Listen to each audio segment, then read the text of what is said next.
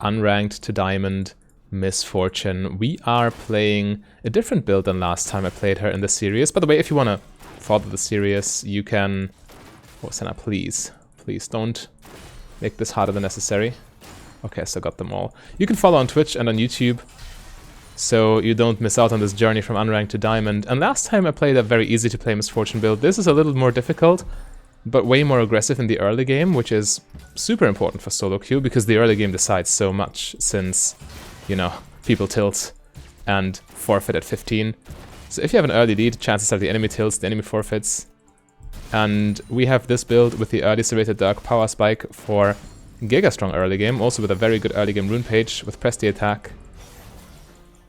We're level 2 right now, they're not. But they're far back and Caitlyn outranges me. Walking up wouldn't really do much here. We don't have all in power either way, we have a Senna lane. So we're just gonna play a game of inches right now, trying to get as many Q bounces as possible. We're gonna Q max first. The build is Eclipse into Blade of the Ruined King. And then afterwards you need to adapt to your individual situation, but you'll see. It all depends on which enemies are fed and how the game is progressing. Stuff like that. But with Eclipse plus Blade of the Ruined King, your damage will always be quite relevant, especially against high HP targets like Sion or Vladimir. This is quite nice. But yeah, this is definitely a build that you can play every single game if you want to, if you feel comfortable with it. I think it's very strong. I also played it on my main accounts in Diamond 1 Elo. And it's working quite well. Anyway, we have to farm on a tower. We can't get these, so we just let them go.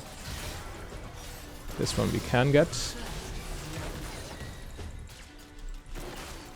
Ah, this one we can't. Okay, still up in CS for some reason. But yeah, getting pushed on the tower is not really... it's not really easy to play as a Caitlyn lane, so it is what it is. But we will be very, very strong once we get our first base with Serrated Dark. This component item is just absurd. And once we have this, our punish game is incredible. Oh god, I missed a minion for no reason.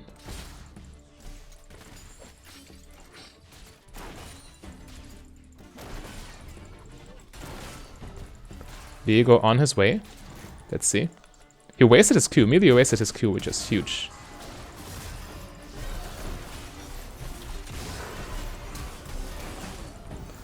Alright, we get Caitlyn's Flash and Ghost. And she walks up again? What is wrong with her?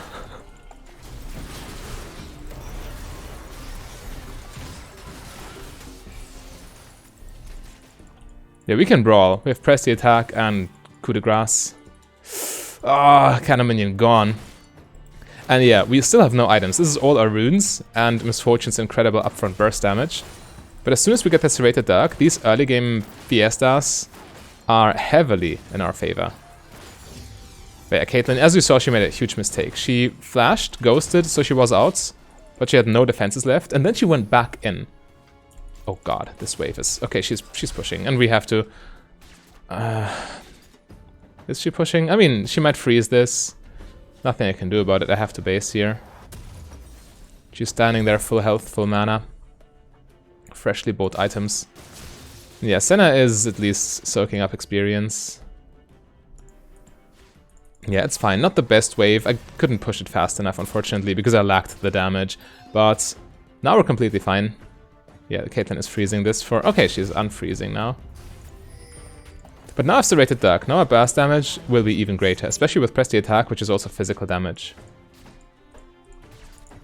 30 AD plus 10 lethality. It's absolutely crazy. Whenever you have a build that can afford an early Serrated Dark, you're gonna go crazy with it. You better believe. We can't contest this control ward, obviously, because it's 1v3 potentially, depending on where the jungler is. I have to give up some farm, I think. Yeah.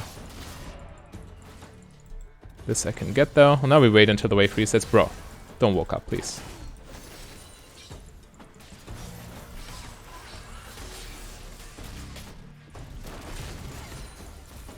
Just take the minions, let them have the plating. We can't change it. All we can do here is save ourselves some damage and farm the wave.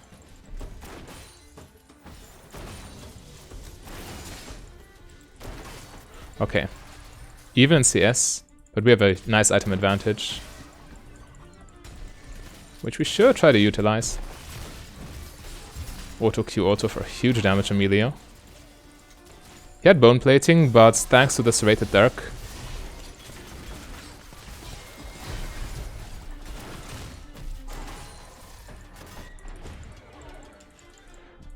Alright. Yeah, they overextended a little bit. Emilio is super low as a consequence. We can create some pressure now.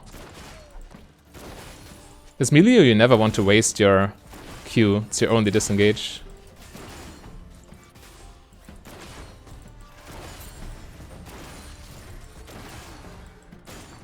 Get all of this. Yeah, we can now use the pressure we got bot lane from their mistake to take a free dragon. Take the free stuff, win the game. You know how the saying goes.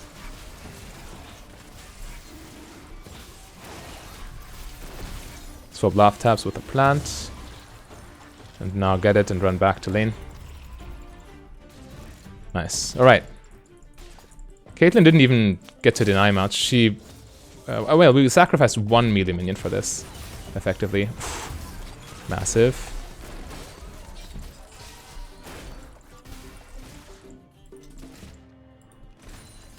And as you can see, we're heavily brawling with that serrated Dark. Trying to use it to our advantage.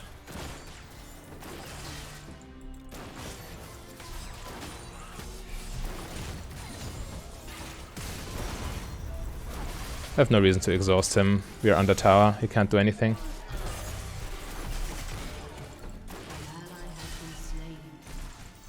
Don't overchase, it's 2v3.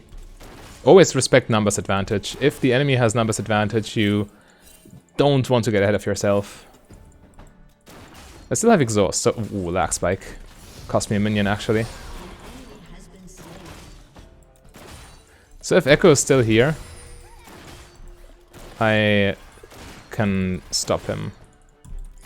Ah! Okay, almost cost me the minion. I think I'll ult the next wave, actually, to create an even better back timing for ourselves.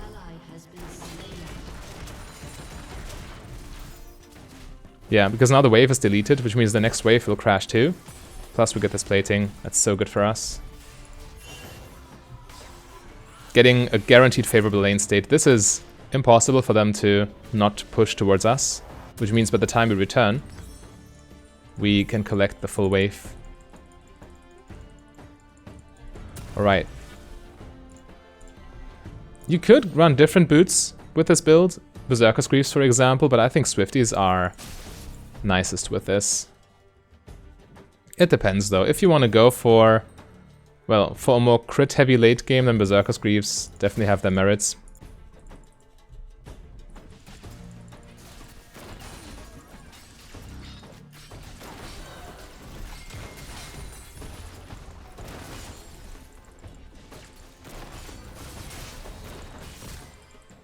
Yeah, always clear the wave first, because if I challenge them there, I just get 2v1'd by them. They juke the tower damage by dodging out of it.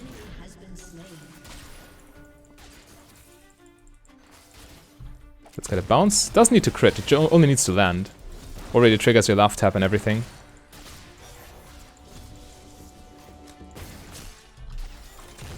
Ah, she was paying attention. Alright. Get more points in Q. For more burst damage. Senna's taking my minions for some reason.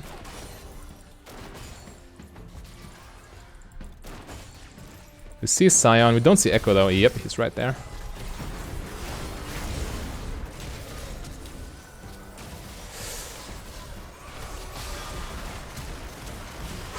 They overstepped. I overstepped too, but they overstepped even harder afterwards.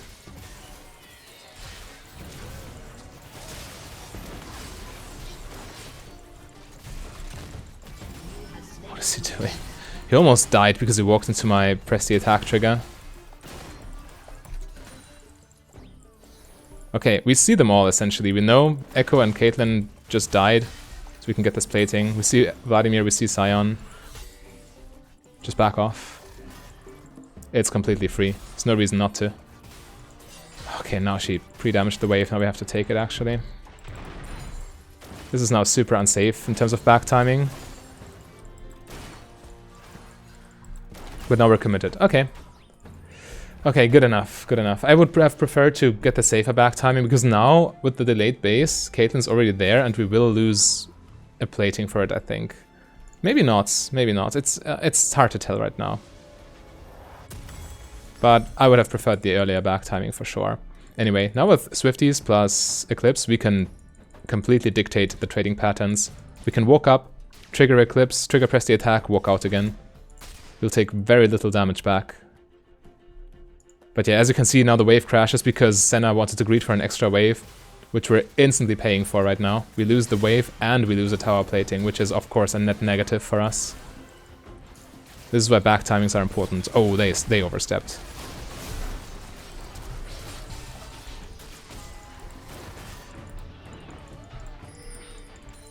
Science here. I have ulti if I need to. Okay, never mind.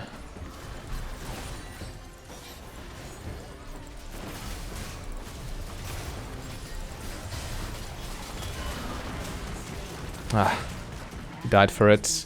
I wanted to ult to save him, so he could walk out and I kill Melio. But this way we just trade 1 for 1.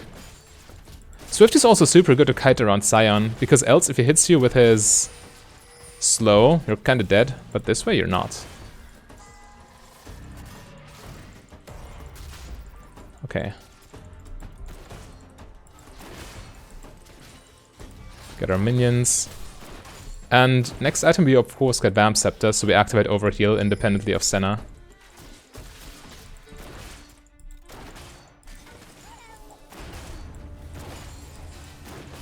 Just take the wave and save mana.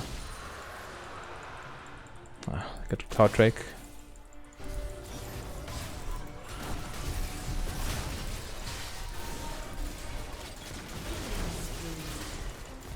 Yeah, huge burst damage. Caitlyn couldn't react in time. Melio was already dead.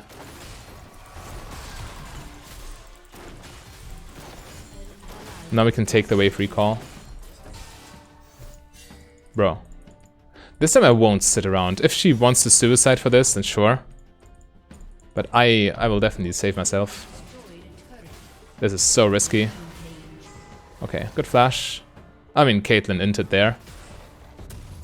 But again, good back timings matter. And this back timing here is just perfect. Why does she keep pushing this? It's come on, dude. Oh well. Then I lose an extra wave, it's fine. And I lose the local tower gold. That's not really fine, but it is what it is now. Unless he saved this, it would be optimal for Melio to let it fall, so I don't get the gold. Yeah, okay, yeah, GG. Oh man, Senna, you're getting me broke.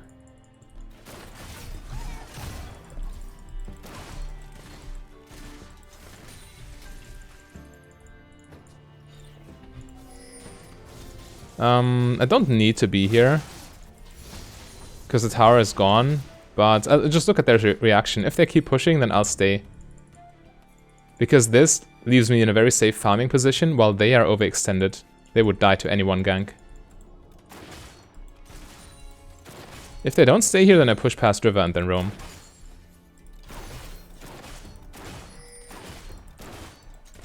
Looks like that's happening.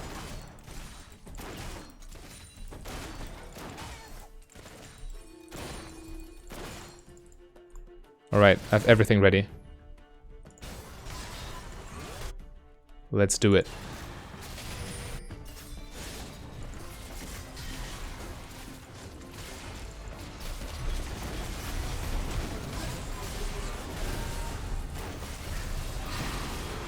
Exhausting Vladimir.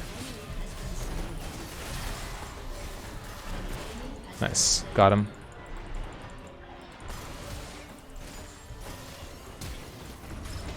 I still have ulti. Let's see if we can find an angle, but potentially we just keep pushing.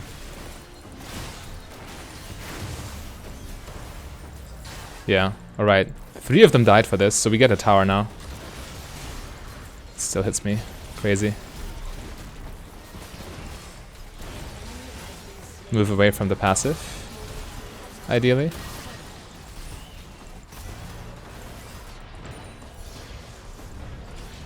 We can even keep pushing. I still have ulti if they try to move into us. Ult is very good at punishing overcommitting enemies. Okay, so far so good. I like the Herald plan. Definitely.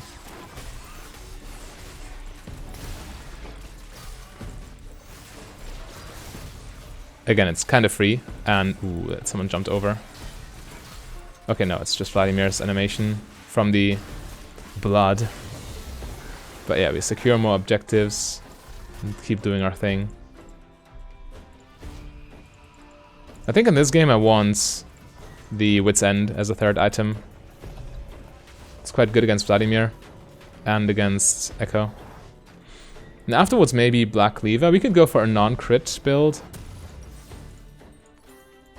Yeah, we go for Wit's End, Black Cleaver, and then Ravenous Hydra, I think.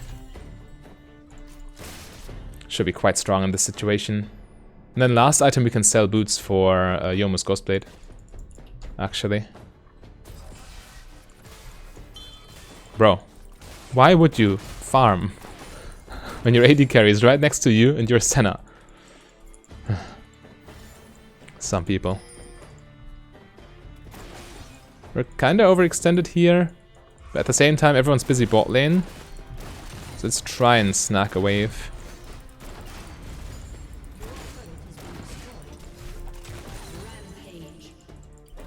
Alright, getting mid lane past river is quite huge.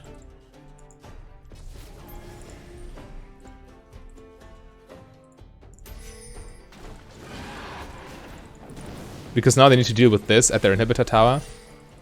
And we can challenge Dragon. Well, we know exactly where they are. They can't contest this.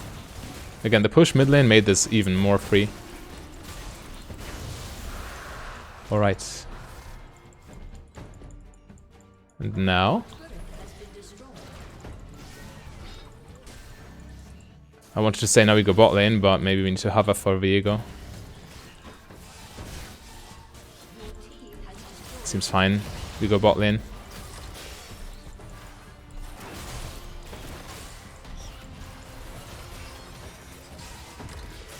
Ah, I walked into this for no reason.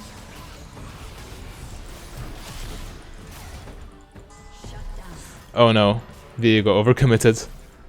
Need to be careful now. They can collapse. They will.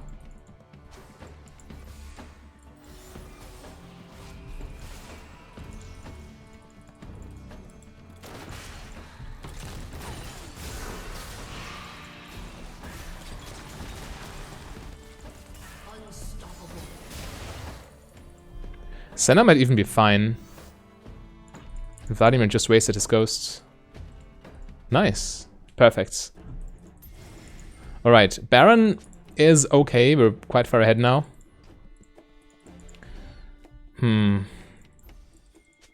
Yeah, it's actually okay.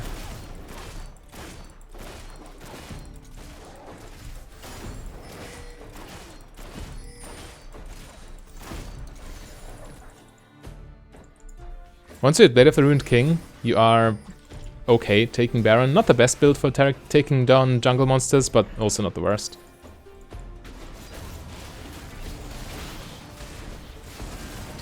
Right now we just have to rely on W and auto attack damage.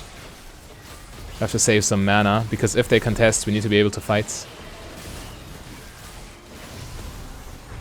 Perfect. I actually can base, I have enough money. Enough gold. There we go. Huge power spike. And again, looking at this, the late game threats will definitely be Vladimir and Sion. Sion's building Thornmail, which also means getting magic resist is a good idea. And Echo and Vladimir, two huge magic damage dealers, so Wit's End is definitely my next item.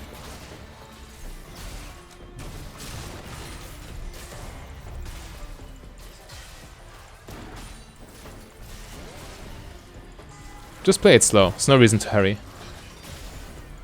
Just let Herald walk and siege with it.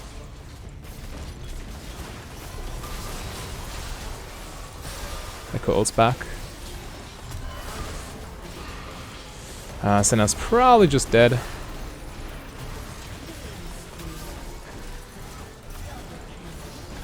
There we go. Run him down. Nice. Alright. They overcommitted on Senna, but the rest of the team is just too strong. And you see, the kiting with this build is just amazing. Fast damage plus movement speed. They can't run. Also, if you the overheal shields to... Well, you know. Let's go to the next one. Unranked to Diamond, Misfortune Edition. Again, playing the intermediate difficulty build, which I think is stronger than the first one, than the... Okay, no, so you should save your charges for the next wave anyway, because we want to push for level 2. But yeah, this build, slightly more difficult than the other one. But if you master it, if it fits your playstyle, it's extremely strong. Again, I've used this in Diamond 1/Master. And, I mean, let's first play this wave. We are about to level 2. And if we do, we immediately need to take advantage because we have a Nautilus. But, okay, Nautilus did not get himself in position. But, I mean, at the end of the day, they respected it, right? They were not foolishly walking up. They were walking backwards, anticipating that they would lose level 2. But yeah, so far so good. We created that opportunity, even if it doesn't pay off. If you do this every game, it will pay off eventually in some games. Oh god, I got minion blocked. It's fine though, it's not too much damage. Right now, we don't need to be overly aggressive. We need to wait for Nautilus hooks, and we also don't have our Serrated Dirk yet. So there's no real benefits to just running at them. Once we have Serrated Dirk, there is... Ooh, hook. Huge damage. But Xayah dealt some nice damage back, not gonna lie. Yeah, these situations are going to be so juicy once you get your first base with Serrated Dirk. The component is so broken.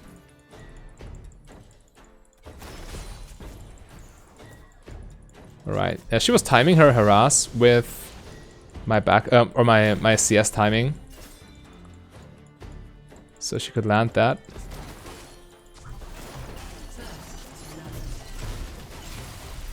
Okay, that was a blunder. Also didn't take heal, I forgot. I wanted heal, but I had exhaust from last game. It's fine though. Could have been worse. So we won't get a Serrated Dirk on our first base because we need to base right now. Or do we? I have no flash, I'm low health, I'm far up in their territory. I kinda have to base, yeah. Man, that feels bad.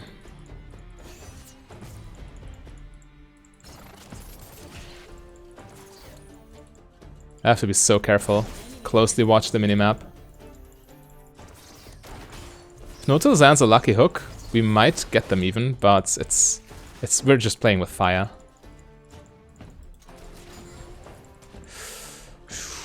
So are they, low-key. Now I want to stay for Serrated Dirk. It's only 100 more gold.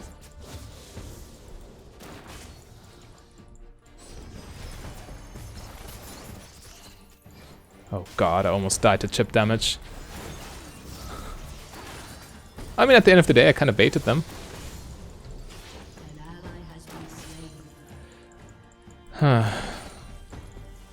Okay, he just ran it down effectively. But now we definitely base. We have no way of doing anything. Yeah, gotta be careful, gotta respect. We got out-traded effectively. Well, we didn't get out-traded. We traded evenly, but the wave was in their favor. So them staying is way less risky because they have the safety of their tower. And then we stay, we might get hard punished. It's actually not that bad. Only the melees wandered under tower, so this will very slowly push towards them. We can deny some minions too.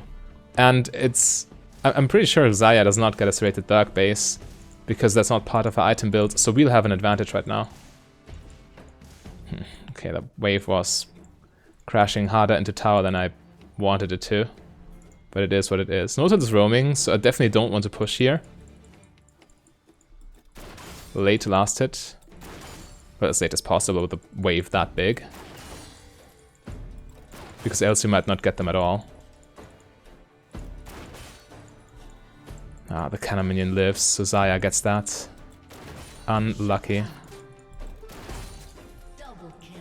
But nice roam. Nautilus and D made a play there.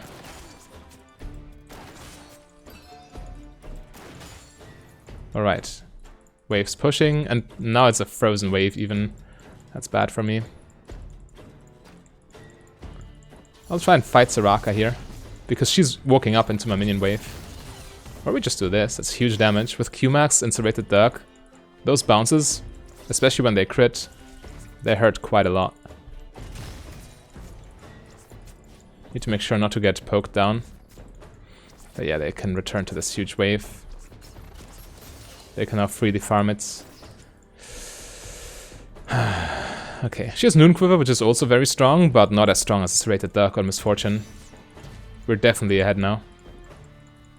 Now back in the 2v2 situation.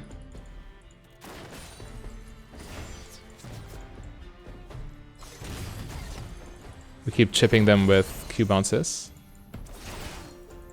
If they're already low, a Nautilus hook is even more deadly, of course.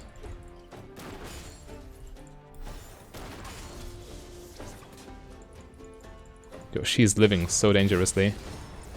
Kind of thought something would be up.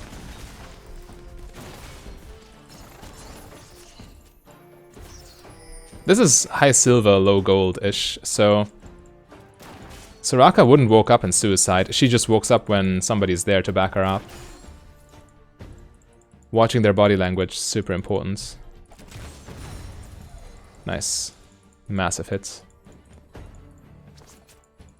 Nautilus being low is a problem though, because tank supports without HP can't really do much. They need their HP as a resource to engage. Ah, she got me there. That's huge healing. One Nautilus hook means I can ult now.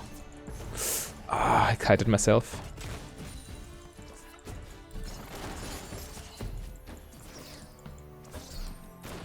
This feels very much 1v2 right now, because it is. Nautilus is completely helpless without HP.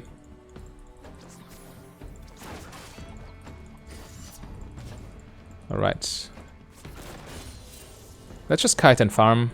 I have both summoners, so I'm not too vulnerable.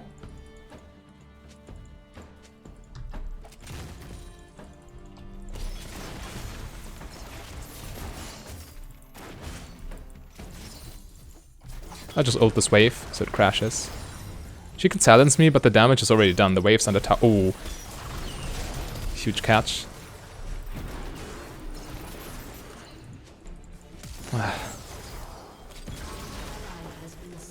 Man, how unlucky. Well, Gangplank watched and got the kill. So it's 1 for 1 in the end. Oof, Xayah flash. Not sure, did Soraka flash? I think so. But yeah, my goal of this ult was just to delete the wave. And Soraka, playing like, I don't know, like a robot essentially, she just saw Misfortune ults. I must walk up and silence her to stop the ult. Well, that was completely pointless. She took some damage here and she didn't even stop me from getting the wave. You should have just walked backwards, really. And yeah, ultimately her walking forwards plus my deleting the wave means Nautilus gets a free hook. No minions to hide behind, so Soraka is fully exposed. Slightly behind in CS though, due to that unfortunate lane. Nautilus roaming again. He's creating pressure in other parts of the map, which is nice. But I pay for this, essentially, because I lose pressure in the bot lane. Ultimately leads to myself getting out-farmed.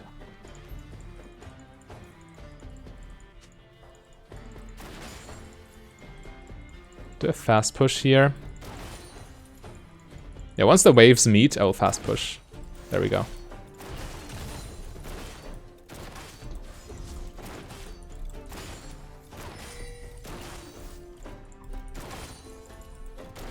Crash this.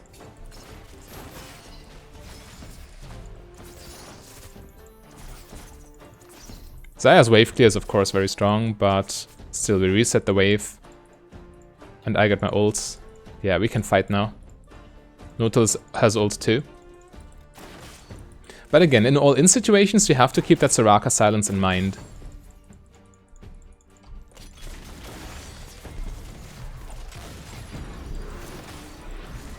They messed up.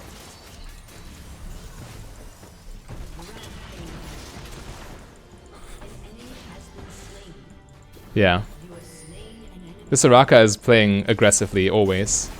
So I knew she would just keep doing this now.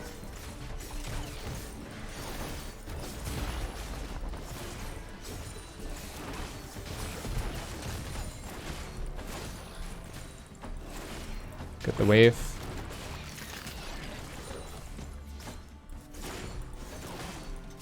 Nice. Perfect. We have a huge lead now. This Master Yi is so fed. Nautilus roam's really been paying off. Fast tower too. Yeah, I can help him, maybe. Does he even need help? Questionable. Probably not. Yeah, I could... Never mind. Never mind. Unlucky steal. Yeah, it was warded. He didn't clear it first. So Wukong could steal. That's unlucky, and that's really a shame. Kinda like this better, just to get some lifesteal going. Yeah. Huge power spike with Eclipse.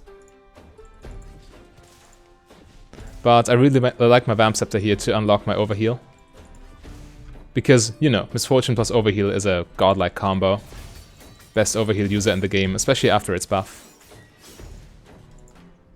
Whenever you're shielded, you cannot lose your W movement speed, even if you get hit, because you technically don't take damage, as the shield absorbs it. So yeah, that's the combo right there.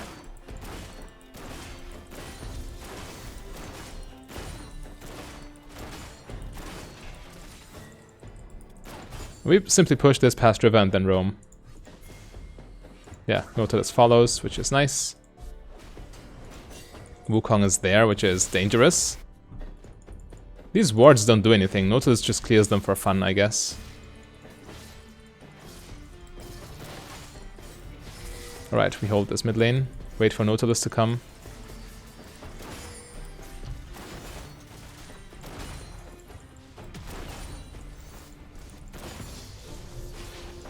Good.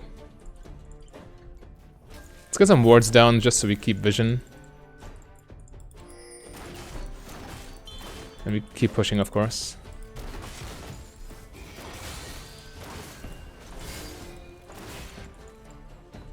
Take the tower. Mid lane tower is very valuable. Getting pressure on this goes a long way. But attacking towers as an AD carry is a huge commitment, so directly auto-attacking them. We're not gonna do this if they can just flash stun me or whatnot. Oh, that was a hook angle. Silence on cooldown. She has a Soraka behind her, so probably not the best trade, but I have lifesteal, which is also quite nice.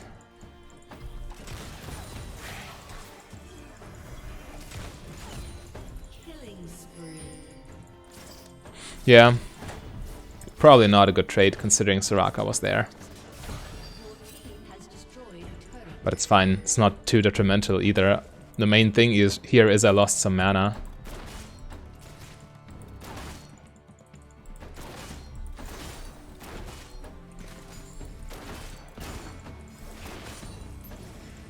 Back to full health. And we could siege a little bit. They wave clear too fast though. Yeah, I just hold mid lane. Keep them busy, it's also quite valuable. Gangplank farm spots. Nautilus goes there for some reason. He doesn't want him to go there, but he does it anyway.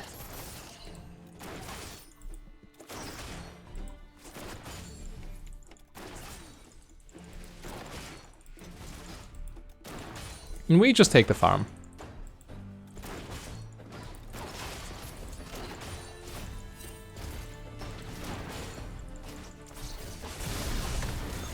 Oh god, I fell for it. All in the Azir and hope for the best. But yeah, nice ulti. I greeted for the minion. Not a good look. I should have just given the minion up. yielding to their pressure. We get good mileage here though, not gonna lie. That engage overall did not pay off for them. Yeah, 1 for 4. They hard committed to kill me, but it still feels bad. As an AD carry, you're always the one who suffers. It's fine though. Now we have Boots of Swiftness, which means better kiting, better dodging, and again the play, all in all, was completely worth for our team, because they took a losing fight there. He stopped to Q it! No! No, Gangplank. Oh!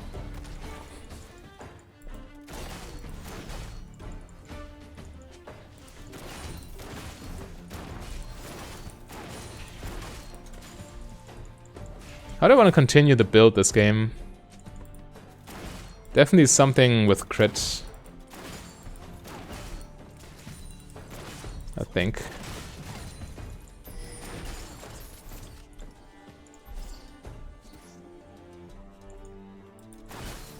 Yeah, maybe something with Bloodthirster too. Nautilus just starts it. I'm not sure if he has cleared the place for wards, which is always important when you want to take an objective, but this time it worked out. Second one did not get stolen, which is very nice.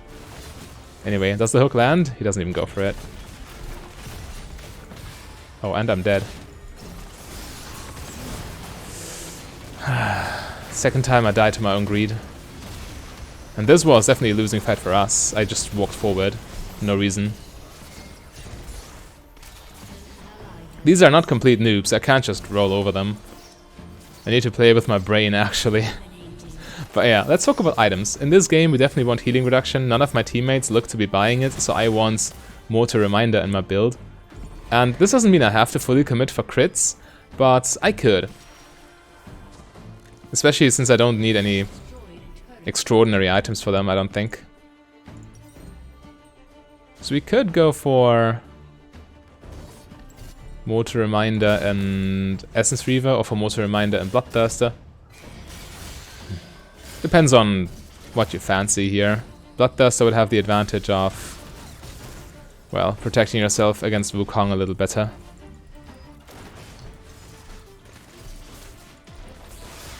Let's get the tower. Quite huge. He doesn't have ulti. Let's Raka down. I will die for this happily. Oh, does he live? Don't tell me he lives. Okay, doesn't live. Alright, I thought I just die and kill 2 people, but they actually killed 3 people in return, in total. So that's a little bit of a bummer. But it's still okay. It's not the end of the world.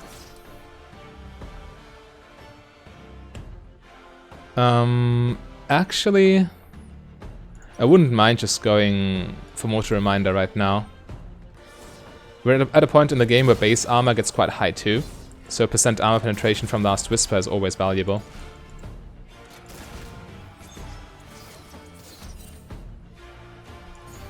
They take this tower. For sure. It's fine though. It's the first tower they take all game. Gangplank goes for the wave. Alright. I better let him before he tilts.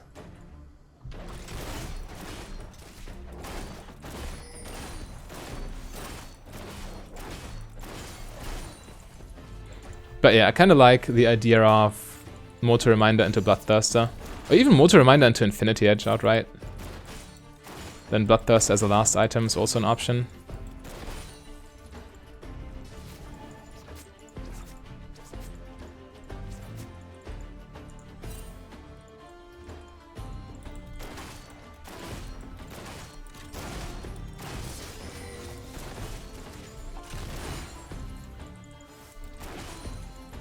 Okay, let's not run into them for no reason. We sit in the back, we kite, we burst on this Annie. We still burst on this Annie. Man, I greeted for a bounce on Tibbers. If only I had healing reduction there. Let's get it right now. Yeah, it's very important. As you saw, that Soraka just saved everyone. Like, literally. Her healing completely negated what we did here. Getting ahead of ourselves. Maybe he can clean up, maybe not. Looks good.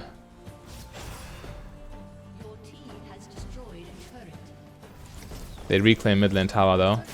But, I mean, we get something in return. Yes, we blundered, but it was not a complete disaster. Could have been way worse.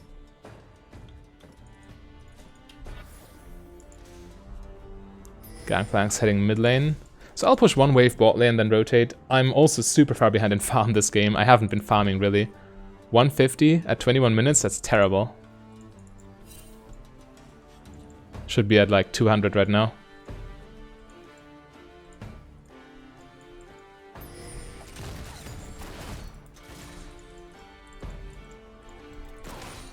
Take one more wave, then rotate. Or, well, pressure Drake.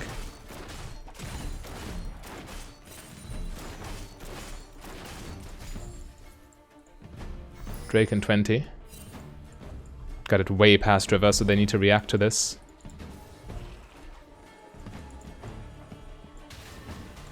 Oh god.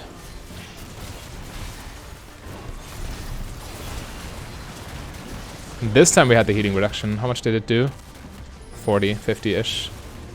Soraka wasn't even there, huh? Or wasn't even targeting them. This is a very winning fight, though.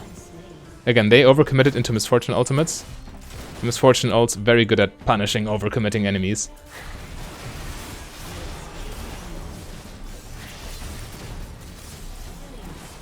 Yeah, we have the burst damage. Annie went for Yi, so we could go for Annie.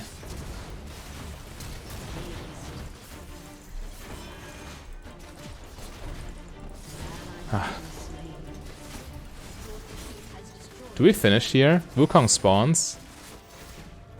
Xayah spawns. Yeah, we go for the safe dragon. Take the free stuff, win the game. Overcommitting here, dying, then losing dragon. That's their ticket back into the game. Well, I can pressure this one, though.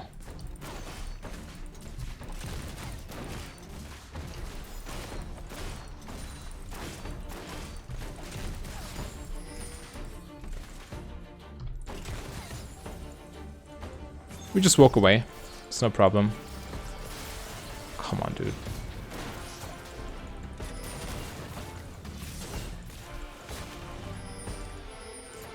Gangplank got a lot of first strike gold off of attacking the clone, so that's nice, I guess.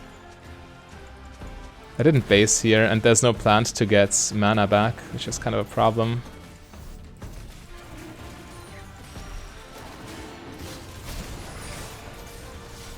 Need to save my mana for ults. Okay, we got it.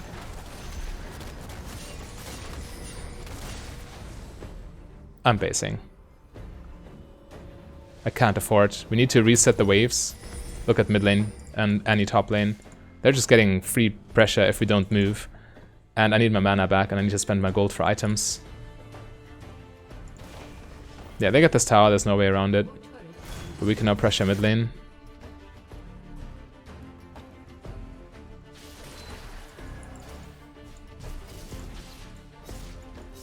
Let's not get a zero ulted again. My team's leaving right now, so I can't stay here either.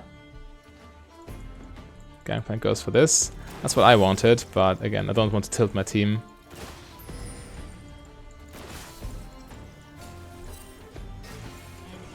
Nice. Huge.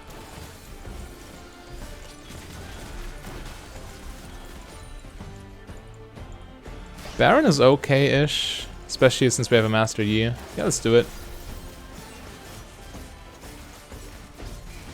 Just auto attack. There's no reason to spend too much mana here.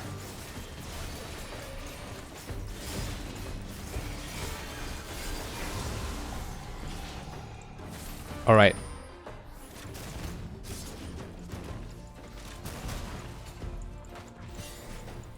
We can easily pressure now. Baron minions will do the job. Ha! Knew it.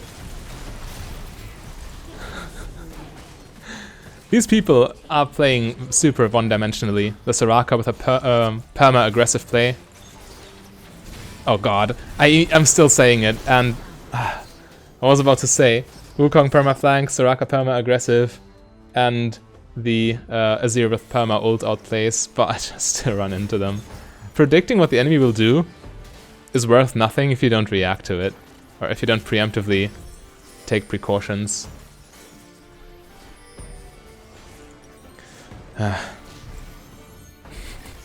That's completely my fault. It's fine. I deserve to die there.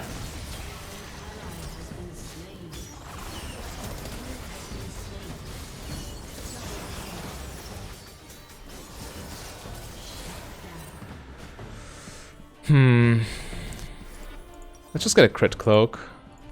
I'm still not 100% sure if I want to get BT first or Infinity Edge.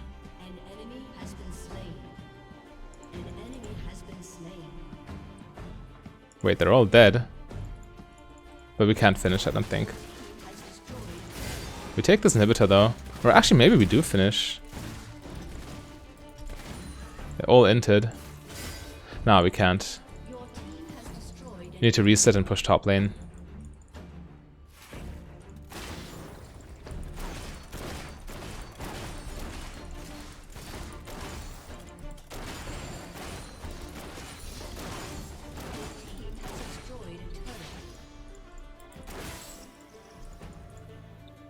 This Diana is definitely pushing her luck, yep.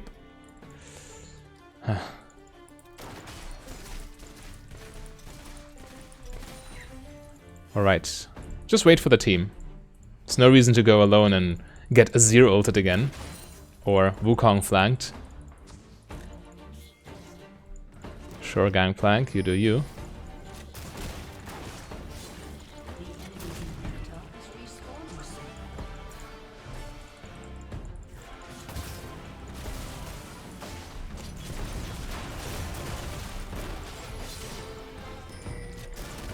Oh god, she's so dead. Maybe not. Oh god, I'm so dead. I commit the same mistakes over and over this game. It's unreal. Like I don't learn. I refuse to play according to the situation. I just tunnel vision as soon as something triggers my greed. This actually costs us quite big time.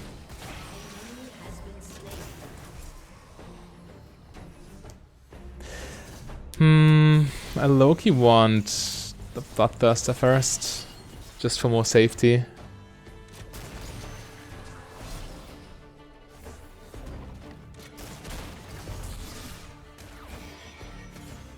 Don't.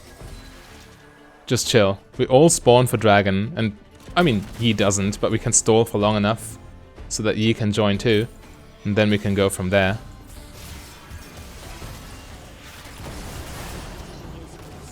Oh, okay, or we just go in and give them Drake. It's also an option.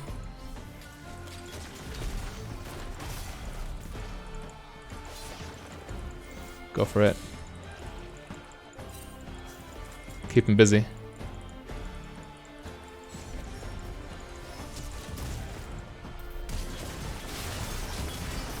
She has Zhonya's, so that won't do anything.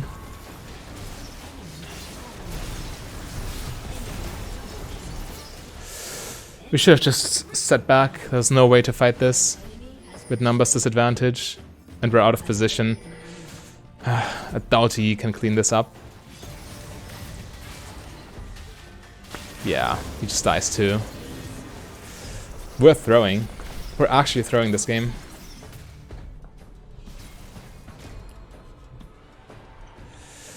Oof, losable.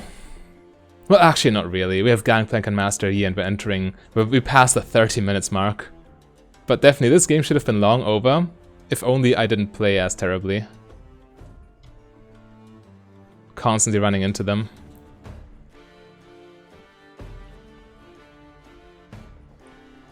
Not finding my targets in time. Greeding for low health opponents. I mean, it happens. It happens. Just need to shrug it off. And now play properly from this point moving forward.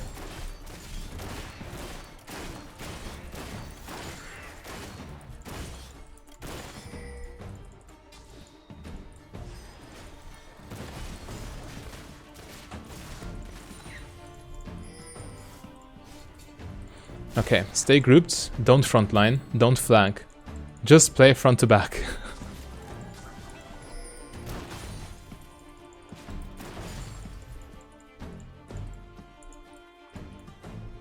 We don't need to hurry. We outscale. In the late game. When everyone's full build, we win.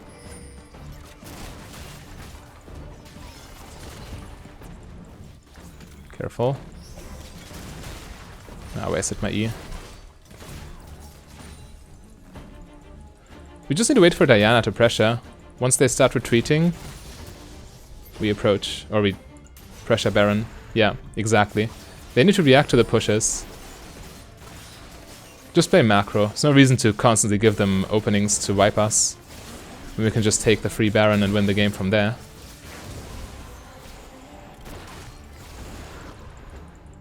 Unlucky. We can now just... Come on, dude. We can now just push lanes with Baron buff. There's no reason to risk anything. Oh, she's dead.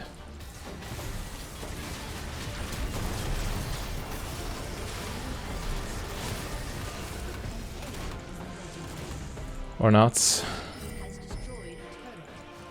Yeah, again, these fights in the jungle are completely pointless.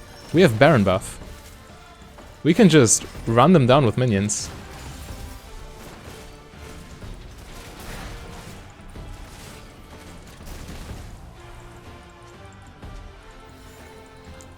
Right here, we get Inhibitor completely for free. They can't defend. We need to do this all the time. There's no reason to fight them if we can just take their base.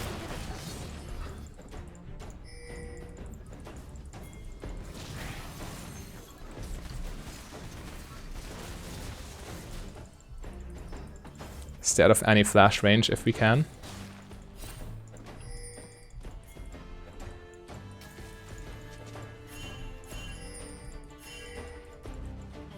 Again, my team's dead. Probably basing is the best call. They keep dying. Kinda rough.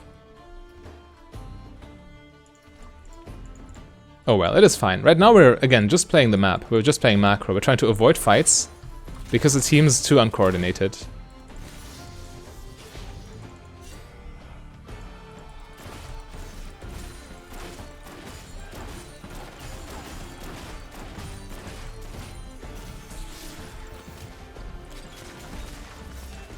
Again, Azir hits me, I still remain under strat, I can still run away because the shields just absorb the damage.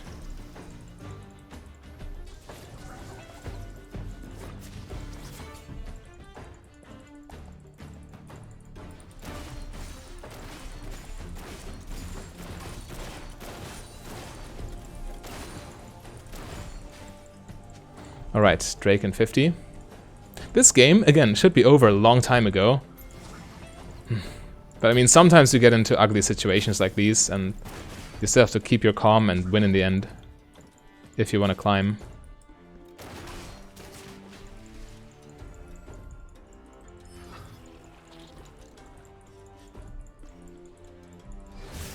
Ooh, we found a target, huh?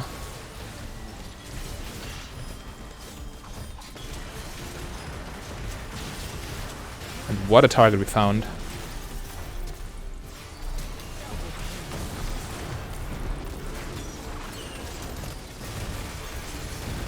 Very important we had healing reduction there. Oh god. I was not ready for that damage. Completely forgot how fed this Xayah is. Gangplank might have it though. Ah, he didn't even go for her. She's still full health basically. She can 1v5 this. Easily. Man. At least that was hype. But I completely underestimated Xayah's damage. She's full build. Of course, she one-shots everyone. But still, Yi and Gangplank are alive, and Xayah needs to respect them both. They can both one-shot her. Wukong spawned. Annie spawned.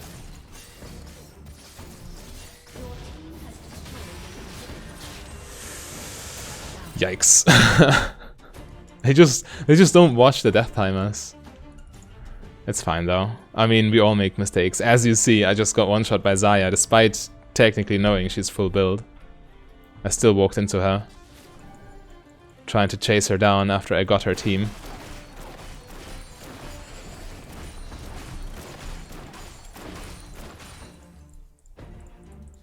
I mean, I'm close to full builds too.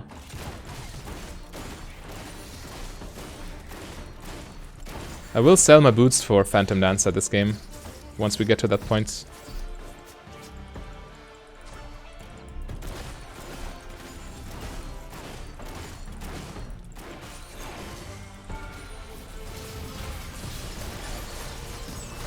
God, Nautilus, what are you doing? At least Gangplank spawns in 5, but we're in a little bit of trouble here. I maybe ult this to defend.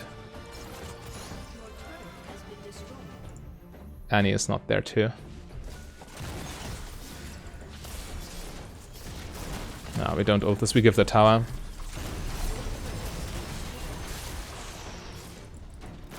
Soraka almost died to auto Q auto.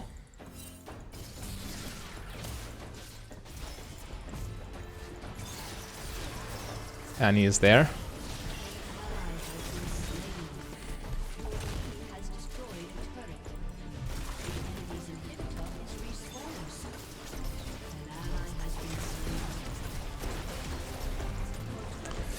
Can't defend 1v3 or 1v4 or what it is. Need to wait for the team.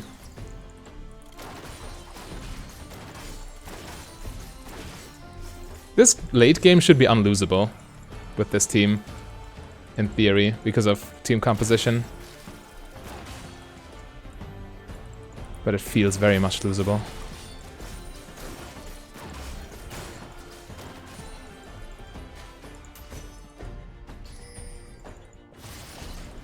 They're on it.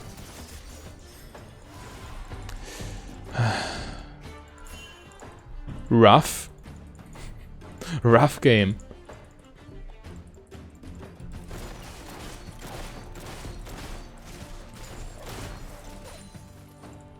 Getting closer to Infinity Edge though. We're not weak by any means. Yeah, we reduced 1.6k healing. That's wild.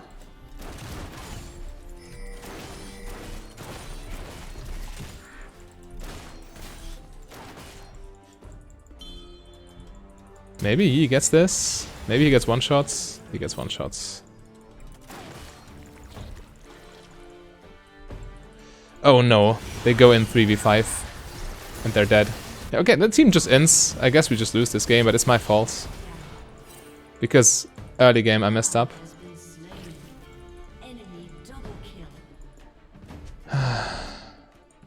Yeah, sure.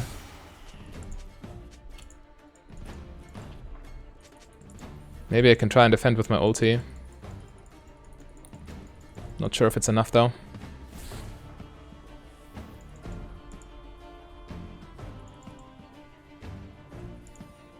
We'll see.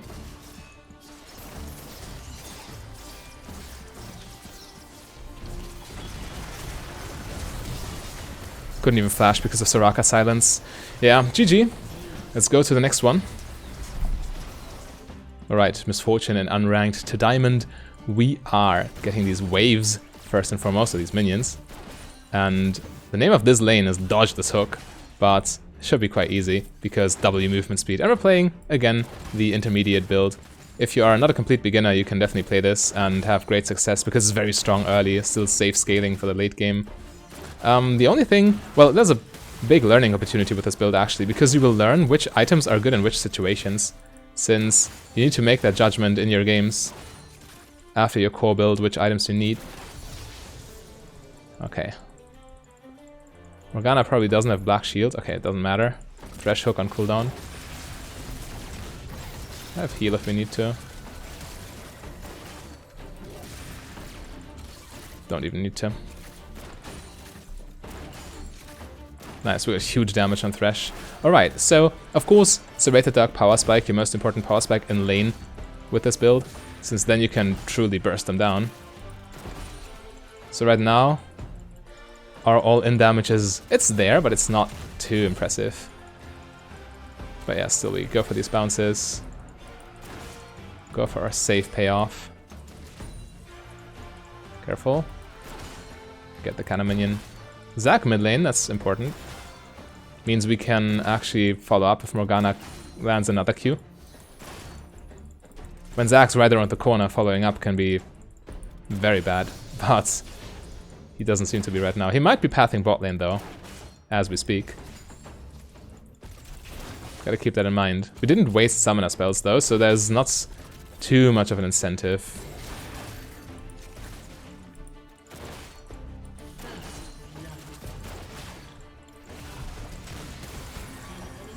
Huge damage with press the attack. Get Thresh low. Thresh also one of those supports who needs his health to make plays because of, well, he needs to be there, he needs to walk into the fight and apply crowd control or else he's useless. So right now, definitely a situation in which we want to be.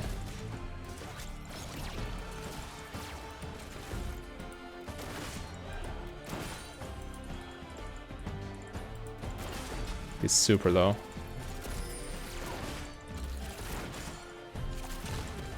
Ah, didn't bounce.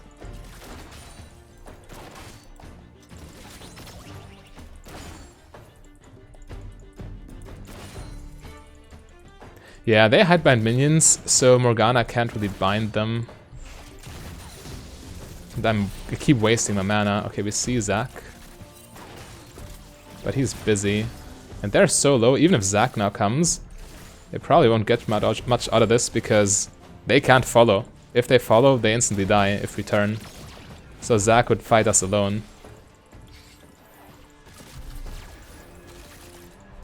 Alright, we chill. By continuously pushing the wave into that tower, we also indirectly deny minions because Jinx cannot farm them all under tower with just a longsword. So yeah, we are passively creating an advantage right now, even if we don't kill them.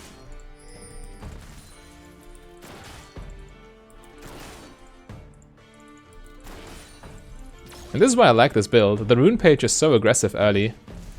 You get so much mileage due to press the attack and Legend Alacrity.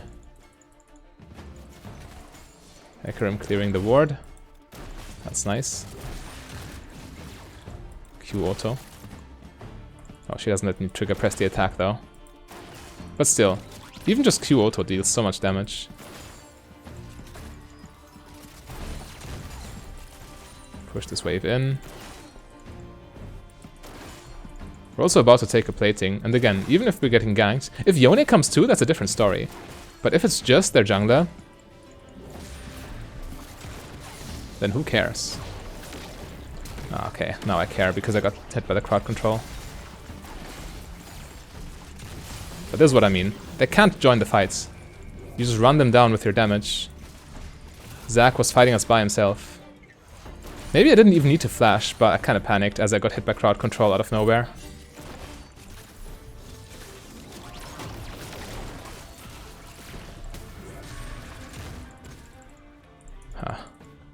Kind of mismanaged my spells.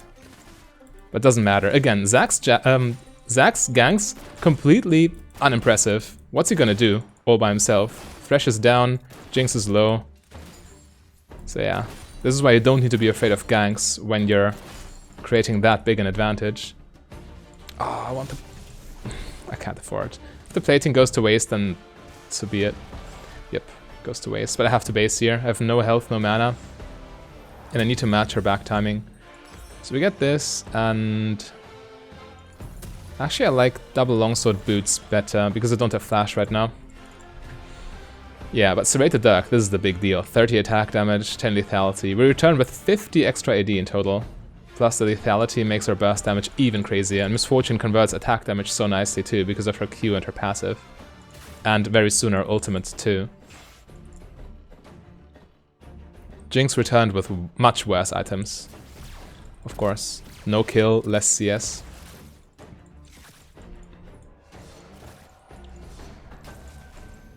Right now, a Zac gank could actually do something. Because, well, they are healthy. Plus they have a minion wave to fight alongside them. But Zac is mid lane right now. Anyway, level 6 with Morgana, it's also quite crazy, because you press R, she black shields you, and your ultimate is uncancelable. Thresh might try, but it doesn't matter. The Black Shield completely ignores the crowd control. So right now we can't continue as we did earlier, because they're full health again. We need to first create the health advantage, and then we can pressure them again. But again, one Morgana Q, and we get huge mileage.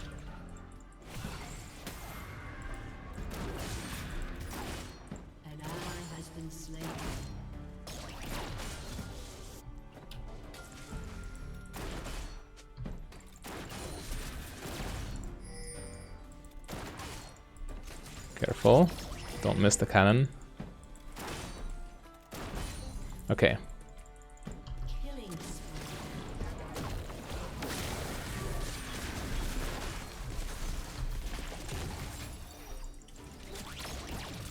They took so much damage for this.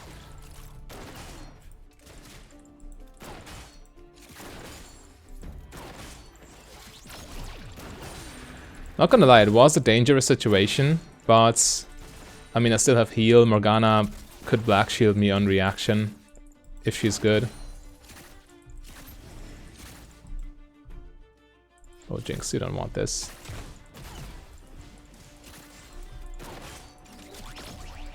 It's never gonna land, especially not since I have boots.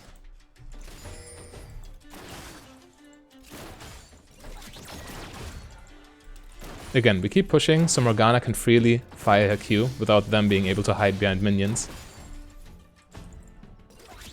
And once she lands, we just press R.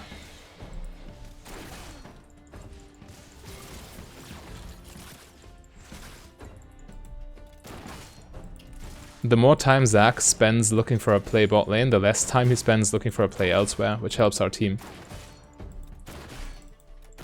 Even low elo teammates can be very good players if you take jungle pressure away from them. Oh, this is an opening. For them.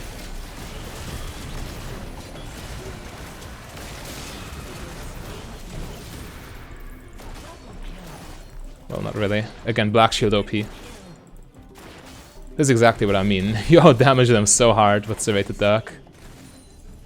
I thought I would die here, but still at least kill one, which again would have been worth if Morgana then gets out for free.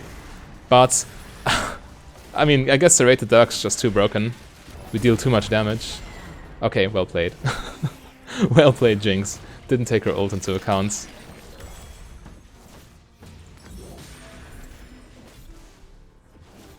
And yeah, with this one, I definitely want a Wit's End third item to block Thornmail damage, to deal some more magic damage, to kite better.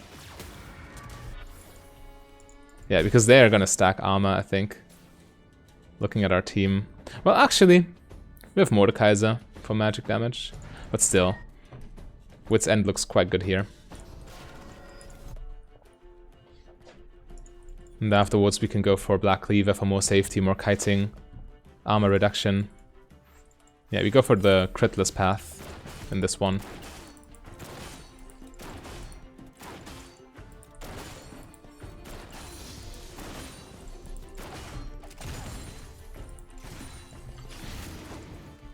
Drake's gone, there's no choice. Yeah, we have to let it fall.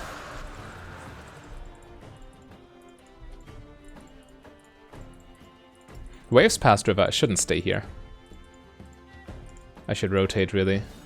Pressure mid lane. Had I decided this earlier, I could have impacted this big time, but Jace looks like he's fine either way.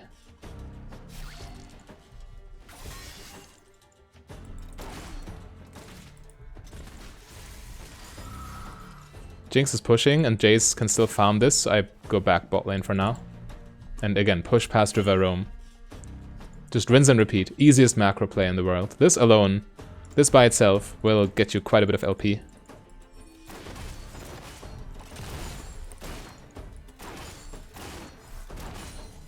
Well, playing lane phase is, for the most part, self-explanatory. People tend to not know what to do after. But if you just push past River Roam, you can't really go wrong too much.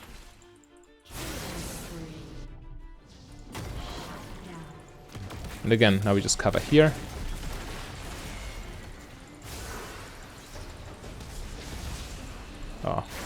My pathing kind of trolled me.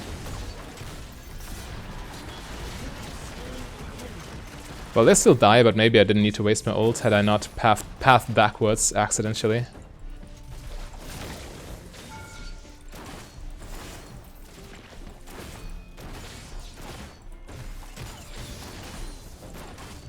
Ah, misclick. Well, doesn't matter too much. W is also very good, but with this build I prefer maxing Q first.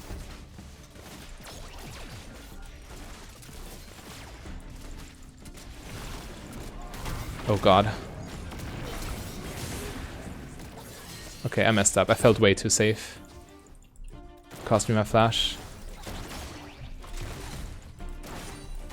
Good black shield from Morgana though.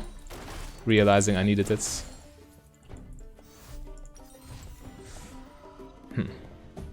Alright, for now we base, get our mana back and get some items. We get this, and we're looking quite good. Swifties are super strong against tanks. We dodged this ulti a little bit better. We run out of this one. Also away from the slow. Dodge this ulti. Dodge these skill shots. In general, I like Swifties with this build, but you can play it with Berserker's Greaves, no problem.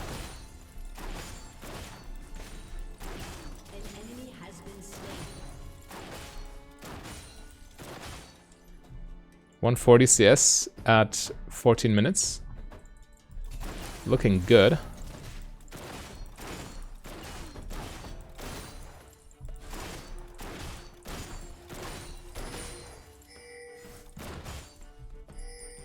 Taking this tower is risky, but I have a black shield champion next to me, so...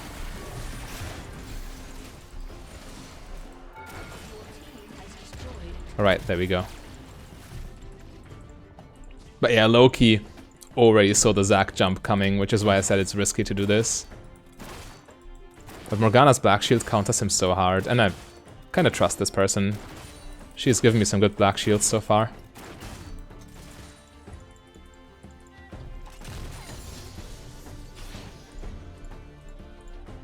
Alright, getting closer to Blade.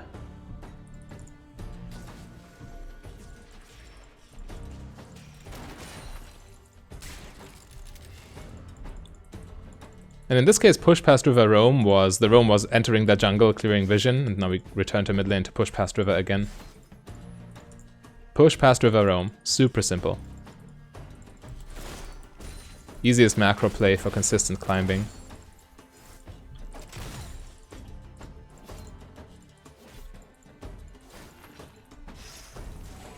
And again, we push past river, now we can influence this.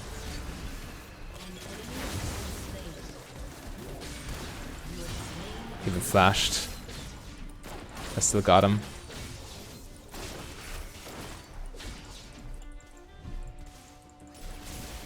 Actually, I'm realizing I'm playing with a slightly suboptimal rune page. I prefer this with double adaptive shard, really. I think it's slightly better, but it doesn't make a big difference. Also comes down to personal preference at the end of the day. I just press R here.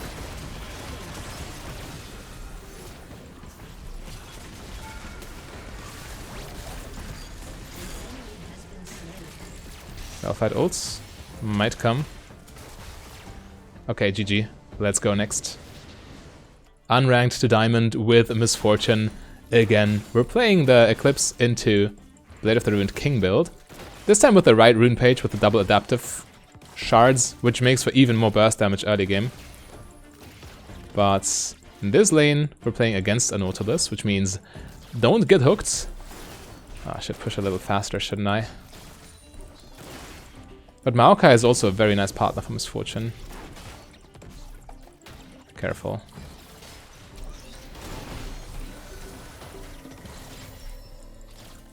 Yeah, Maokai did not fully respect the level 2 disadvantage that we got ourselves in. So, he died. Well, didn't die, but he could have died. He got hooked. Which in this lane is almost equivalent to dying, because Jinx, Charm Person top and everything. You're taking a lot of damage. Anyway, we now look for Q bounces, or maybe even direct Qs. If Jinx just gives them to me. Buff taps on Nautilus too. Okay, Nautilus got it. I wasn't sure if he had a support item stack ready. But yeah, again, we mainly play around our Serrated Dark Power Spike. Once we have this, we can commit to some plays. But before that, we need to be kind of careful. Especially since Nautilus has so much kill pressure.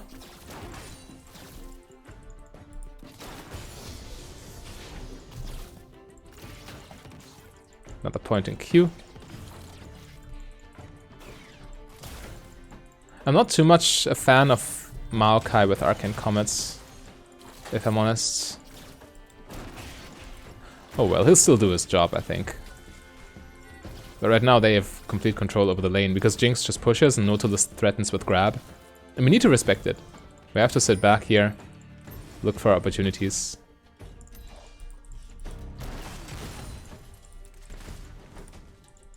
He just deleted 2 minions, throwing me off my rhythm and stealing the other one.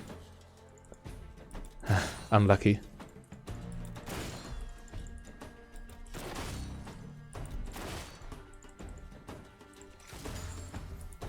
Okay.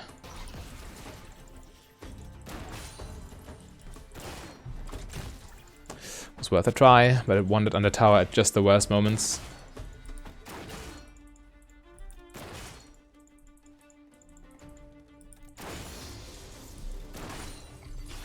Okay. Jinx right there. I wonder why she was so passive. Maybe afraid of a gank? Must be. Ah, cancelled my auto.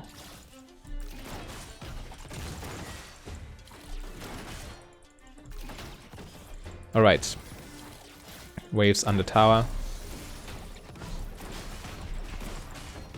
Not triggering press the attack here, but still I dealt so much damage to them. Plus minion aggro. That was a good trade for me.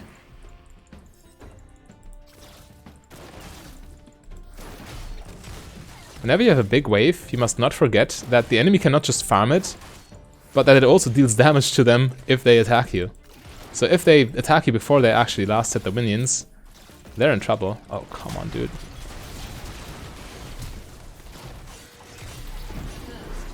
Worth.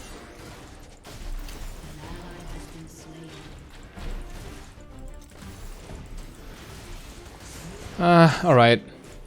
Alright. Vi was there. I have no flash, so I want boots. Actually, decent Maokai engage. Just unlucky timing with the jungler.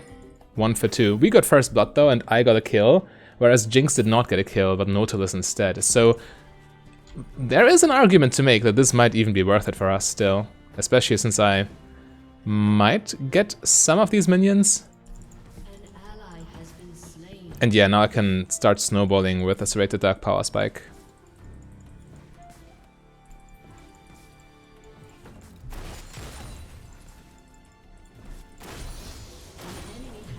Get our minions. Do not miss out. So far, so good. And once we're level 6, I need to commit even less to these plays, because I can just press ER. And then they die without me being in range. Or without them being in range to attack me back, rather.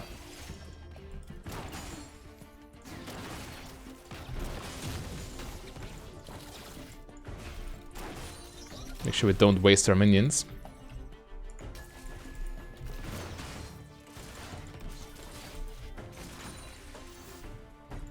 Careful. If I get grabbed, that's really bad for me.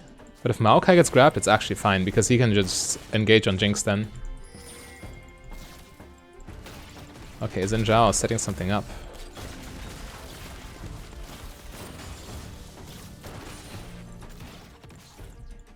Huh.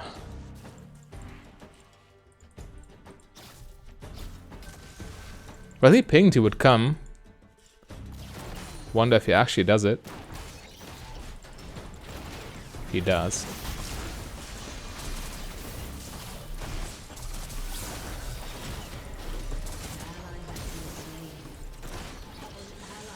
Akali does her thing, huh? Got outnumbered. Akali plus Vi. And I lost the cannon minion too. Quite bad, but it happens. What I can do to punish them a little bit though is just ult this wave and recall. Get the wave clean under tower while they take dragon. So I don't lose anything. If I walk there, farm it manually, they might come and collapse. But by ulting, I create a guaranteed advantage, essentially.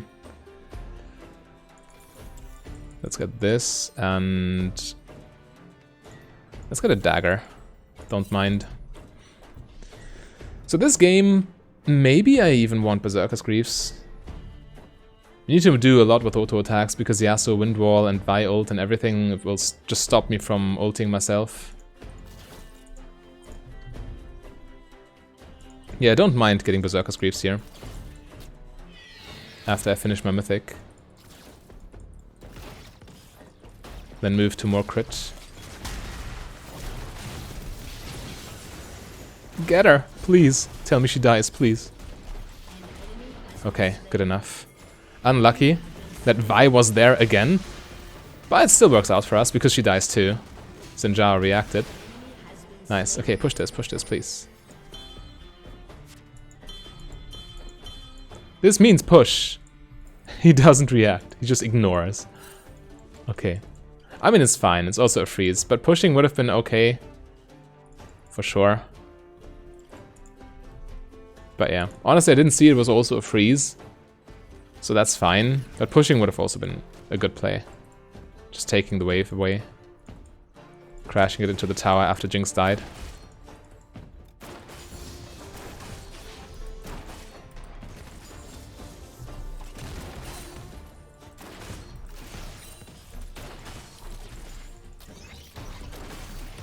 Ah, attacked too early.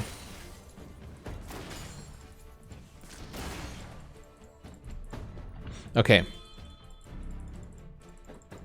And with ults, one Mao engage in lane means we kill them. As long as the Yasuo isn't on my screen, don't need to worry about his wind wall. There we go.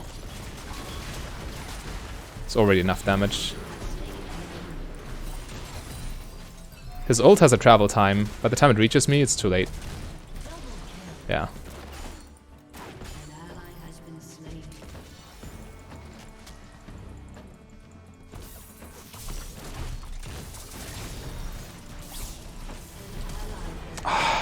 One more auto, come on.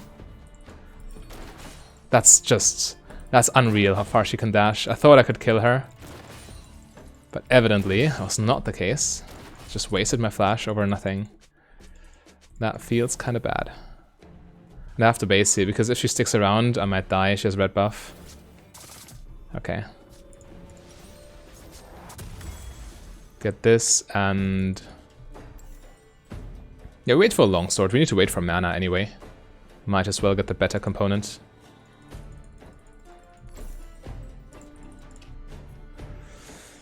Okay. Yeah, this is definitely a game where I want Bloodthirst, a third item. So I stay safe against Vi and Akali. But this Maokai is playing really well. His engages are on point. Enemies trying to ruin our day. But we get so much mileage regardless.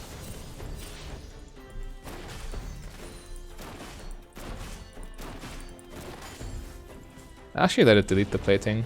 Nice.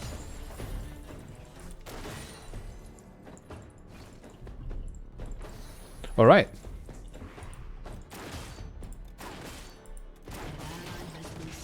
Ult in 15. Ping it so my support knows.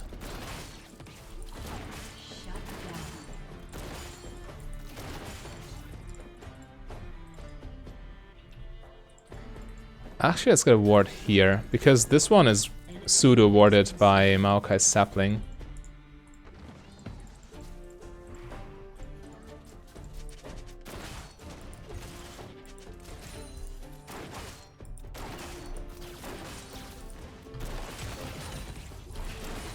Nice crits. Ah, the sapling expired. Well, we could look for a play. Everyone's missing, so it's super risky, but as soon as Maokai goes in, I will do it anyway, because even if they're there, we kill them before we die. So at worst, we trade. And if no one's there, then we just kill them for no drawback.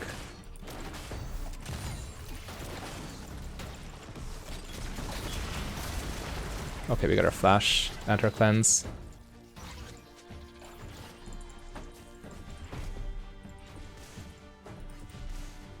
They might be on dragon though.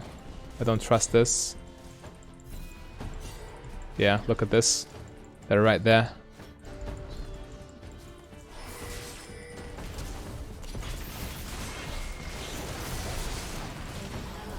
Nothing I can do.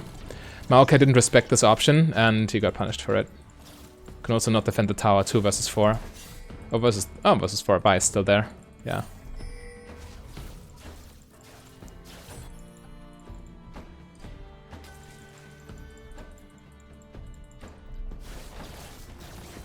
Yeah, unlucky. Maokai did not see that one coming.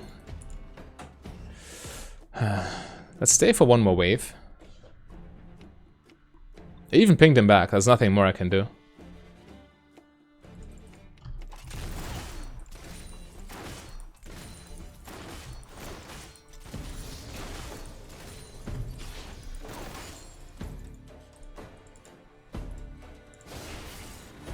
We take one more wave bot lane, then we base, get components.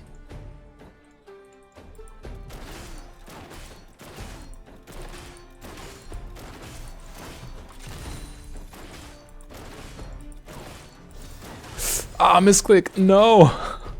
Wanted to click on the melee minion, it died, and the attack move click redirected the attack to cannon minion, and then it was just lost. Unlucky. Well, I still get good components here. Finishing boots plus Vamp Scepter. Definitely looking strong. Oh, Vi is going full assassin, huh? Even more reason to get Bloodthirster here. Unlucky.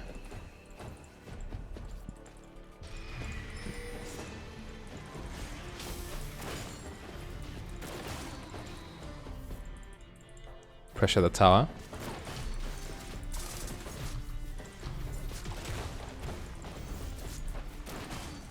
Yeah, we get it. Mid lane tower is huge. Opens up the entire map. And now we safely go bot lane. Push past River Roam. You know, the good old strategy. Which always works in every elo. Unironically, it's so strong. Easiest macro play, super effective in many situations.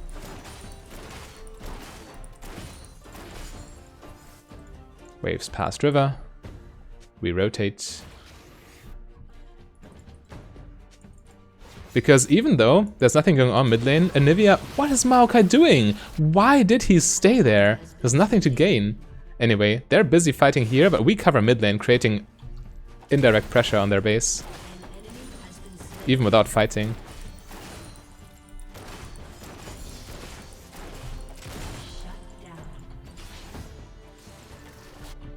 We can keep rotating while they have pressure on their tier 2 tower.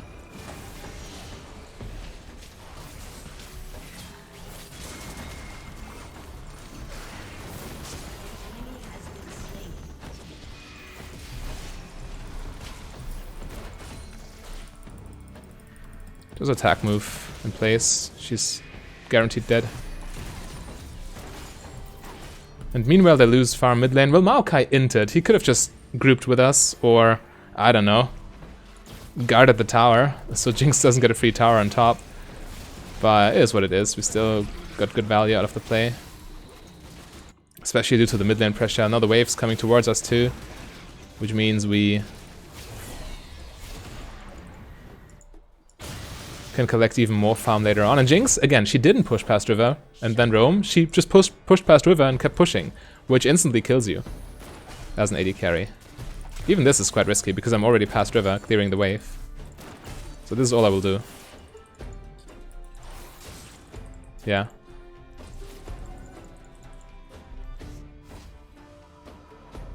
Alright, I can base 4 pickaxe plus dagger.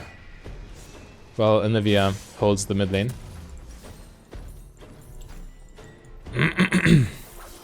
I'm quite happy with that. Jinx Kraken's there, which is definitely a power spike. But we're also looking very strong.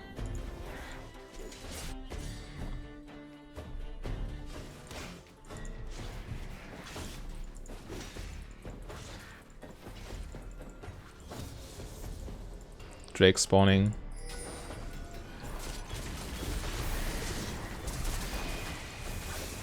I cannot ult because Yasuo's wind wall completely blocks it.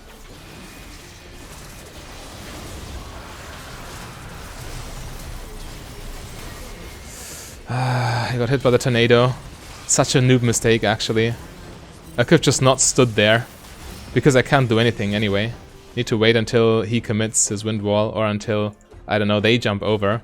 Then I can re-engage, but standing there on the wall, begging to get knocked up, it's not the way. Meanwhile, though, we get some nice damage on the inhibitor. Yeah, looking good. Anivia is so fed. She's styling on them. But they have 3 dragons now, so this is kind of dangerous for us.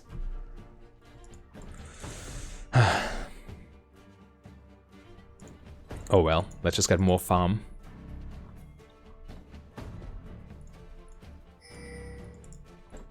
In this case, I can actually attack the tower without risking my life, because they have to react in other places more badly. Or do they? How risky is this, really? It should be fine. I take the tower super quickly.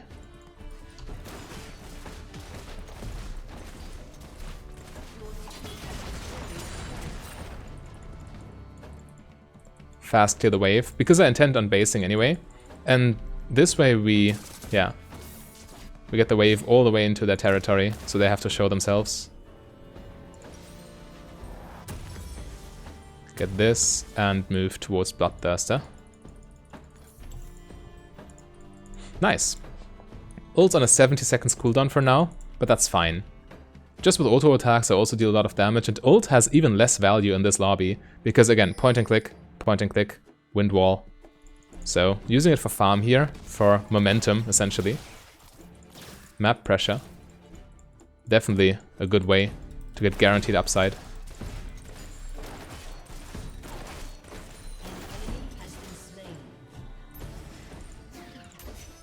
We can contest Baron, yeah, but we shouldn't take it, you know? We can pressure. Or actually, I can't walk this way, because if Vi turns, she one-shots me with her combo, I think. But, I mean, my team just ran them down. That's fine by me.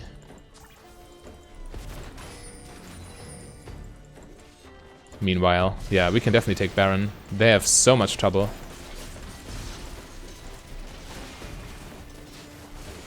With Berserker's Greaves, the build's a little bit better at taking Baron, of course. Oh no, Tahm Kench overcommitted.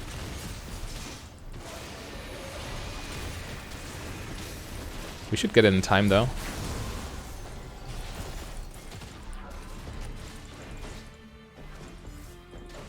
Alright. Yeah, let's base. We can get a Vamp Scepter. Again, the thing that troubles me here, or that gets me worried, is the fact they have 3 Drakes. If they get this soul, then this game gets quite difficult all of a sudden, even though we're ahead now. Dragon difference is potentially a problem.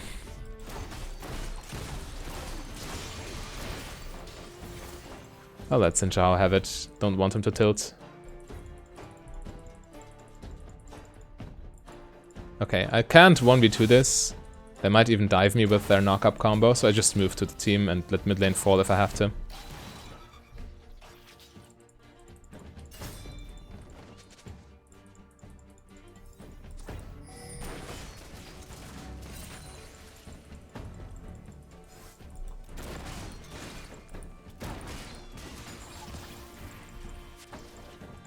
Alright. Team protects me, so we can walk through the jungle. Midland tower is still standing. That's so huge. Drake in 30. This is the big one. We need to be ready for this. If anything cost us the game in this match, then it's dragons. Gotta take care.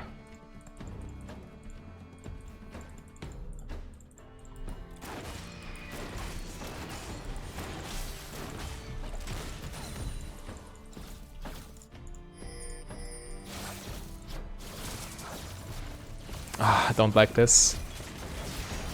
Okay, wind wall on cooldown, that's huge.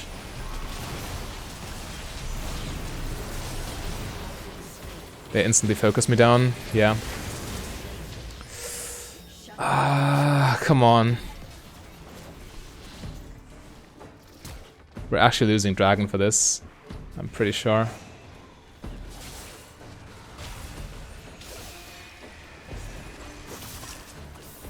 Unless she has Zhonya's, which she doesn't. Yeah. Okay, Tahm Kench with a huge save. Let's see where this is going.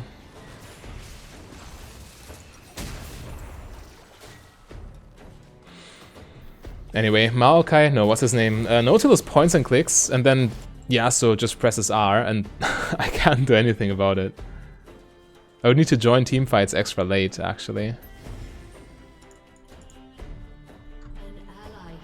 Or buy a stopwatch.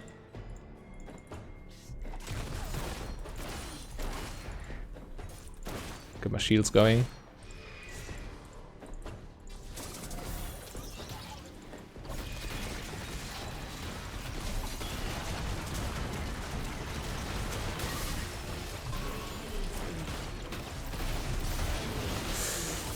Okay, now we lose dragon. We probably also lose the game.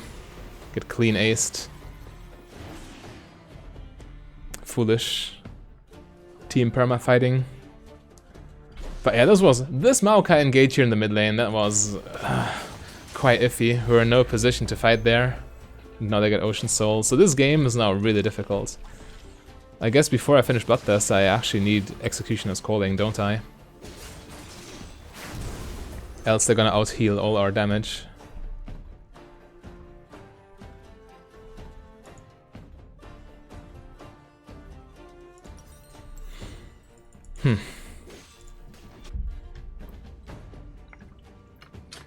The one problem with this is item slots. Which means finishing Bloodthirst as arguably still better than delaying it for healing reduction.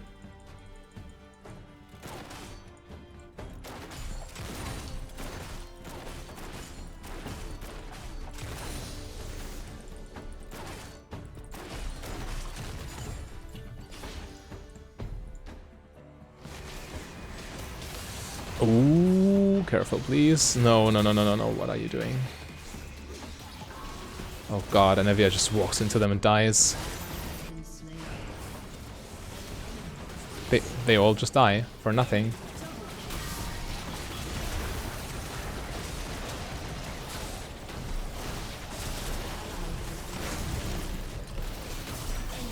Yeah, okay, this is game probably. We can't salvage this. They take the most stupid fights ever. And I have to get this, it's too much. Ocean Soul.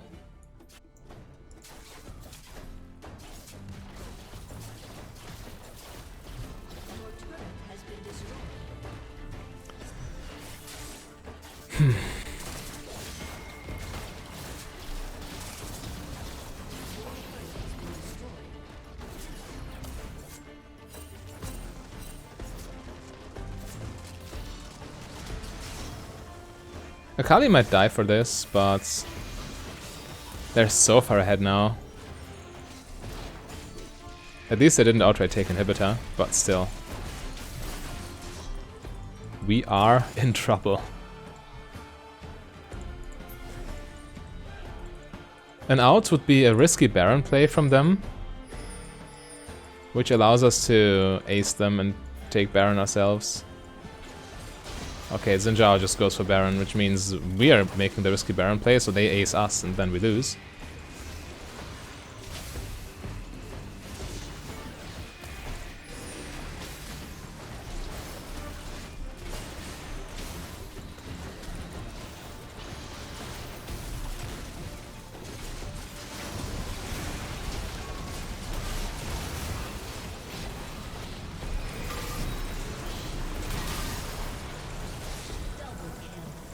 Wait, how is this working? How did this play work in our favor? I guess, I mean, Nautilus just always clicks ult on me when he sees me. But this time he didn't have Yasuo behind him, so he didn't arm me as well, which means I'm fine actually.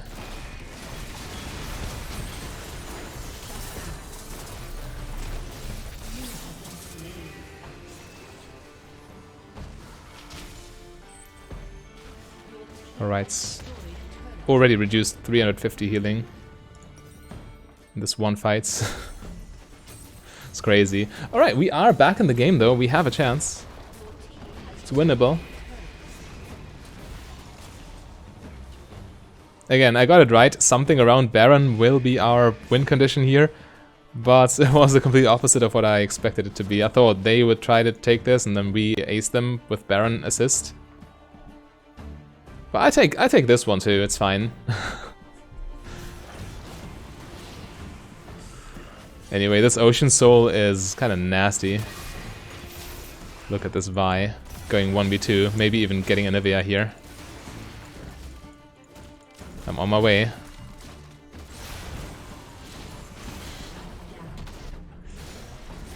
Absolutely nasty. Yeah, no shots. Ocean Soul too much. We lose inhibitor for this. I guess top lane and mid lane inhibitor are gone now. Need to endure until they respawn in 40 seconds.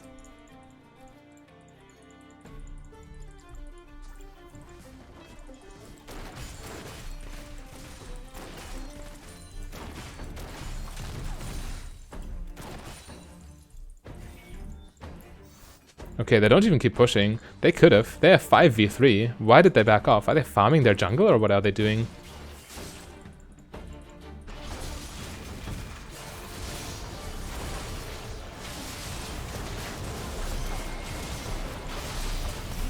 What are they doing? Yeah, they from 1 second to the next, they lost all coordination they had in their plays.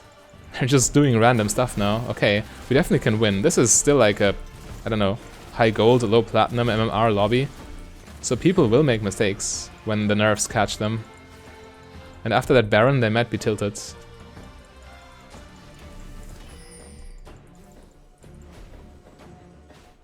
Elder and 8. We should definitely not give them Elder.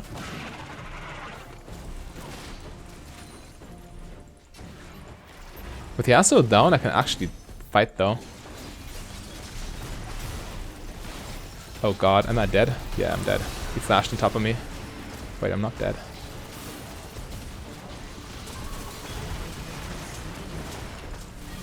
That ulted nothing. The ulted too safe.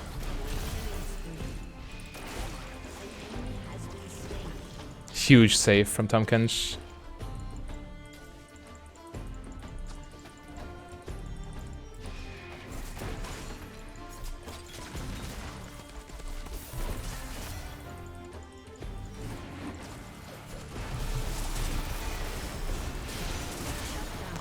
One for one. With Yasuo there, I can't fight anyway, so might as well trade my life for Akali's. But man, they have full dragon control all the time. And if they get Elder, we're really in trouble. This Vi is soloing everyone.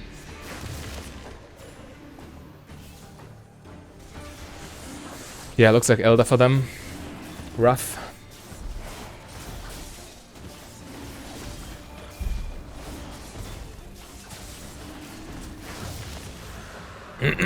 We have to stall. If we fight when they have the regeneration from Ocean in combination with the burn from Elder, there's no way we win. We just have to turtle.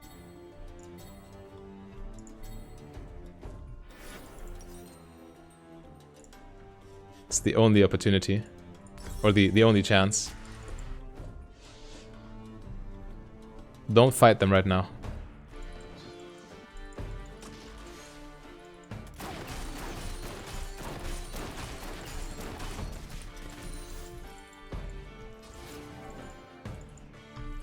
If they let us farm, then that's nice. They're wasting their Elder time.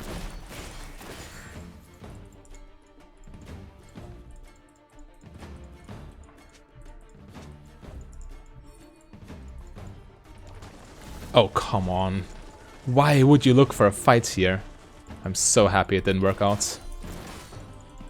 Vi's gonna kill us all, huh? Vi's behind us. What are they doing? Actively running into them while they have Elder plus Ocean. They want to lose this game, alright. It is what it is, huh?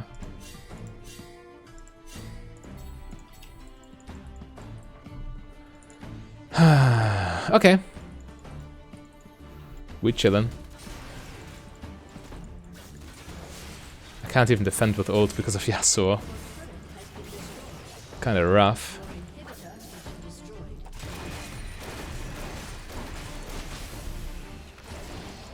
Wind wall on cooldown.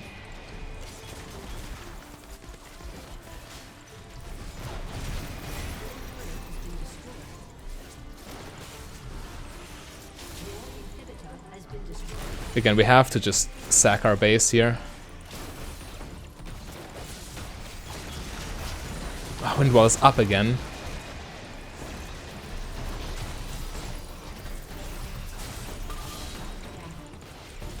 Still works for us.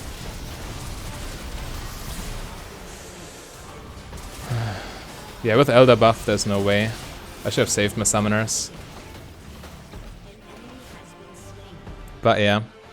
The Xin Zhao plus Maokai tactical int probably lost the game outright. I don't think Xin Zhao can even defend this. Jinx just takes the tower, guns him down with Elder buff.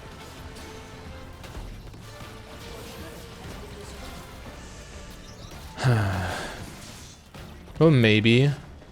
Nah, it's no way. Maokai spawns in 15, now he dies, they take tower. Alright, I mean, team actively inted. Let's go next.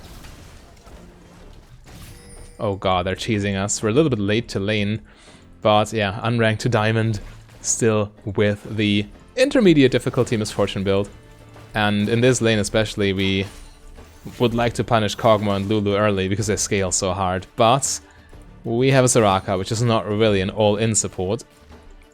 Anyway, we'll make it work. First things first, we need to farm the wave, get our minions, get the level 2 advantage, if we can. That's a huge if. Actually, are we ahead in push? Yeah.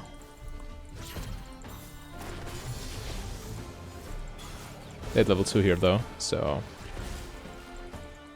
that's fine. Alright, we sit back. Important in this lane is to always play around Kog'Maw's W. When he uses it, you walk backwards. When he doesn't have it, you try to fight him. Ah, my CS timing's kind of suffering.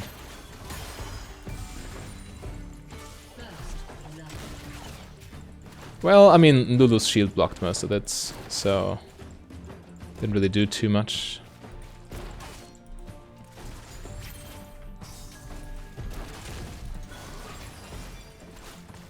He has W up, so we want to walk backwards. Soraka took a lot of damage though. And damage on Soraka actually goes a long way because she can't really heal herself. Yeah, definitely one of the more difficult lanes right now.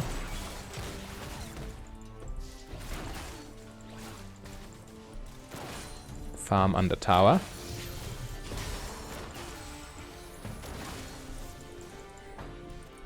Very awkward minion values. I would need to commit a Q, but I don't have mana right now to waste on farming because I need it for fighting.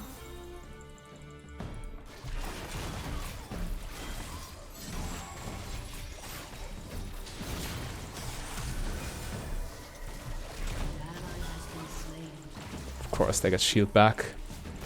Just in time. Shouldn't have committed as hard. Kog'Maw on 1 HP, really? What a save from Lulu. Once we have Serrated Dirk, these plays are good for us, very good. But right now, kinda shaky.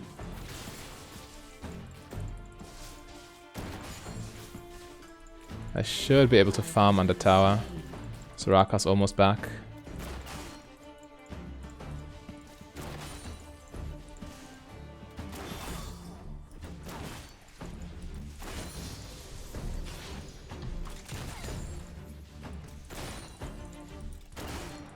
Okay, push the wave.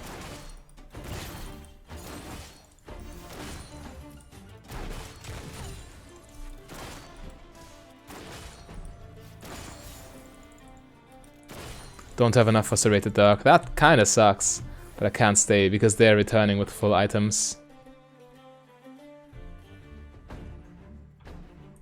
Actually, I will stay for one more melee minion just so I get my item. Also because this wave is terrible.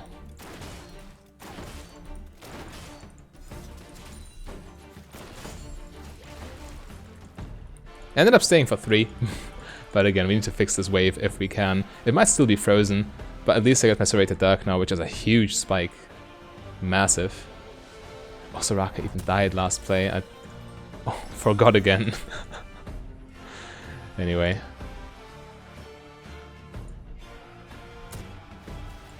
Now we're actually strong. And level 6, they have not the best ways of interrupting my ults. Lulu can polymorph me, but for that she has to be in range. And Kog'Maw can't do anything. So yeah. With a good Gragas gank, we can definitely mess them up once we're at level 6. Even right now, just Serrated Dirk plus press the attack is a lot of burst damage. Should it come to that. Oh, I walked up when he had W. Huge blunder.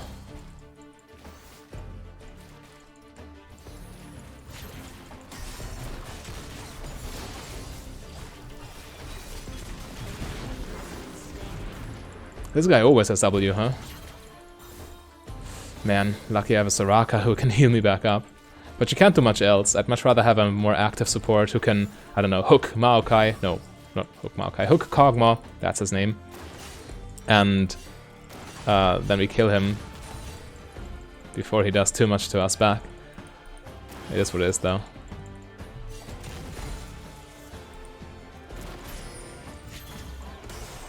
Nice.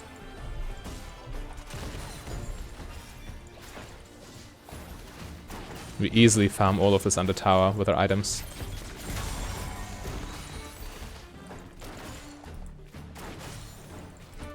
Gotta save a little bit of mana.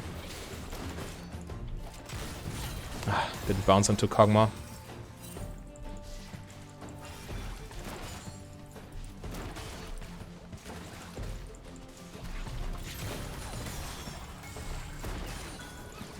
Gragas right here. Kog'Maw flash.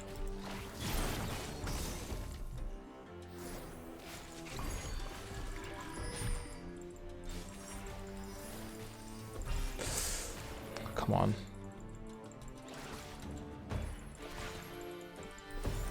At least he took minion aggro for that, which means the minions didn't take minion aggro, which means I can still farm them.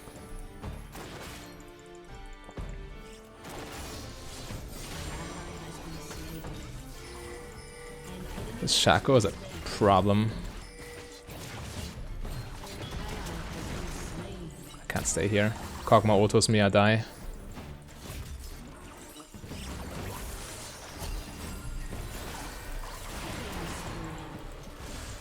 Alright.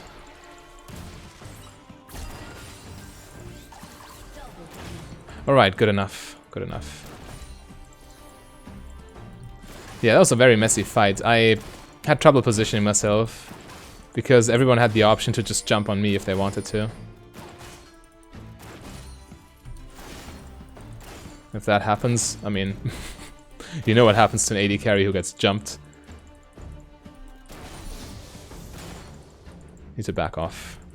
No points. This plating is pure greed. Yep, look at this. I hope she doesn't realize. I have to stay and help.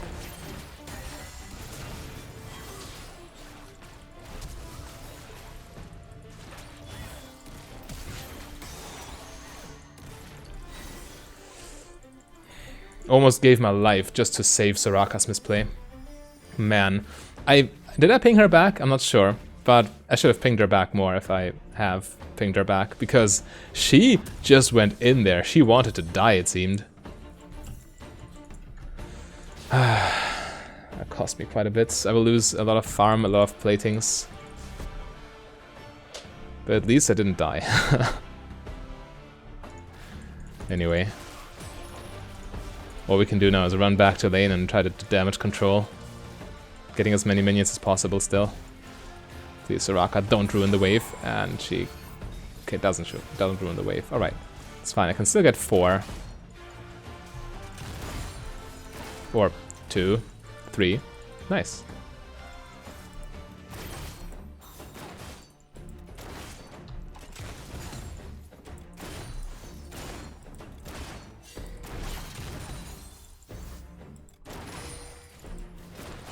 Okay. Kog'Maw with boots plus more attack speed. Yeah, we have to respect this W for sure.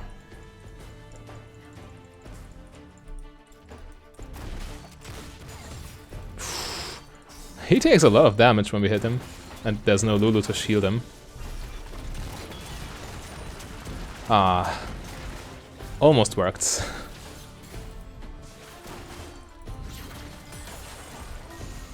We get a plating and they're diveable now, which is a big deal. Gragas and Zoe both in position. The damage Kog'Maw took was non-trivial.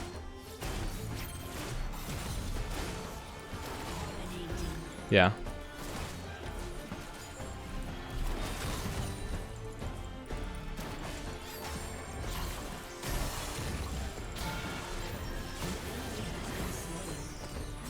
Are we fine?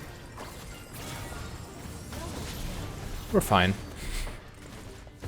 Ah, should have attacked for 30 gold. A little bit sad. But we get another plating. And we can even take this wave now.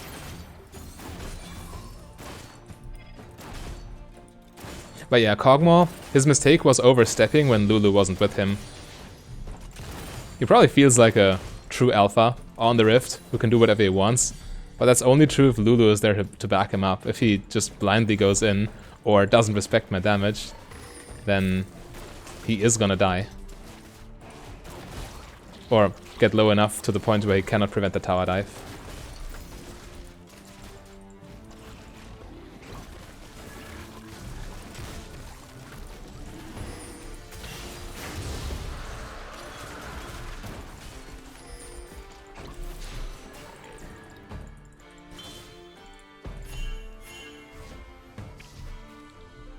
They know. They know for sure. Yeah, Dragon messed up my back timing. I have to stay now. Maybe I just ult the next wave so I can base with a decent-ish back timing at least. I do not even have enough mana for ER. I just have to raw R. Or do I even ult? I don't think so.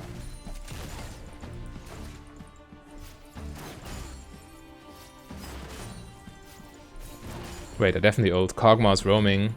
I ult and then base for the perfect back timing. I can't help there. Best play is to create pressure here.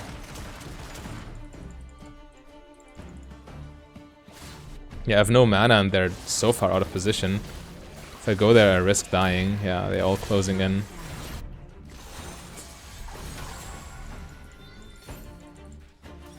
Let's see, maybe I can help. Heal so she can run out.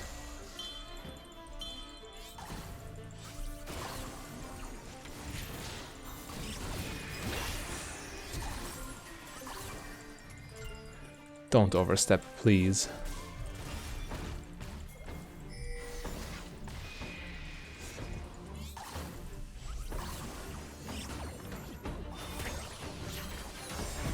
I have to base. The more time I lose here... Come on. This fight just doesn't stop. Alright, alright. I don't get a back timing. I have no mana.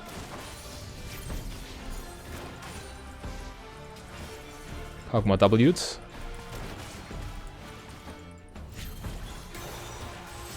Nivea's right there too. Let's not have them approach for free. Maybe I should have just based and said screw it. I have no mana left and I have 2,000 gold in my pockets.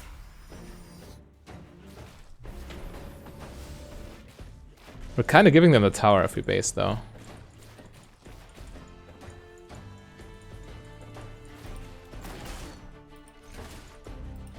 Have to stay. My ult is back up again. And I wanted to base after using it. Maybe just do it again, ult the next wave and then recall. To hopefully do it for free. Yeah. For sure, I need this back timing. Desperately. Oof, I'm 30 CS or 20 CS up on Kog'Maw. He's nice. Let's get Swifties plus this. Yeah, I like Swifties against Kog'Maw Lulu. Because her Polymorph also counts as a slow, if I'm not mistaken. Plus Kog'Maw has a slow. And, oh, she's so fed now. And, yeah, with Swifties, we can just run away from his W whenever he uses it. And then re-engage when he doesn't have it anymore.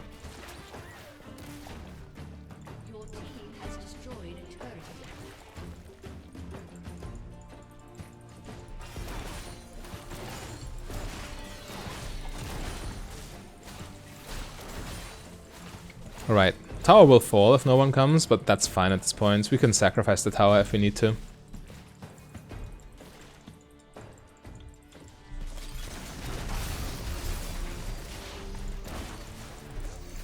Sure, you try and dive me. What on earth are you doing?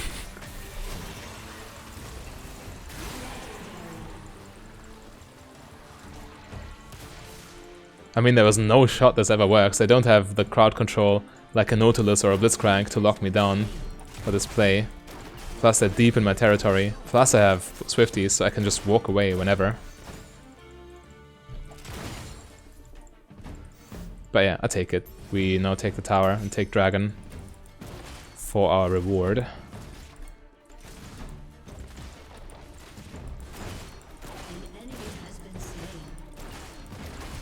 Ulting this wave's not really necessary, we can just auto.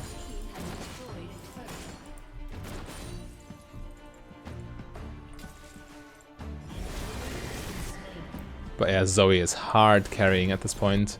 She got so fed off of these early fights.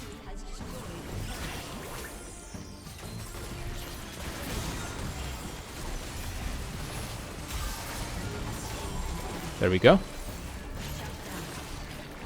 Didn't have enough mana for both E and R, so I just E'd for the slow.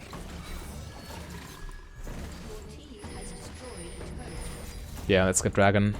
Definitely, they're spawning.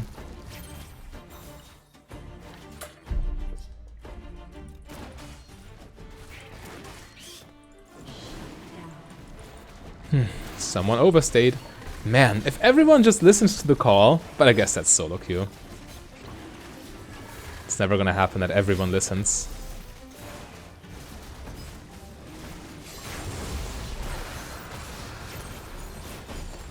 Goodness.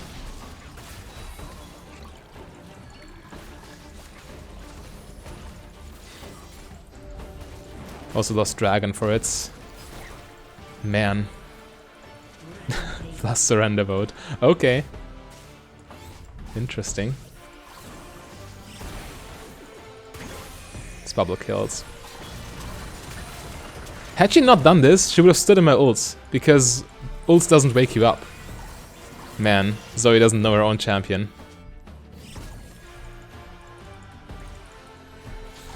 Frustrating. That was a free kill. Had Zoe just done nothing after bubbling.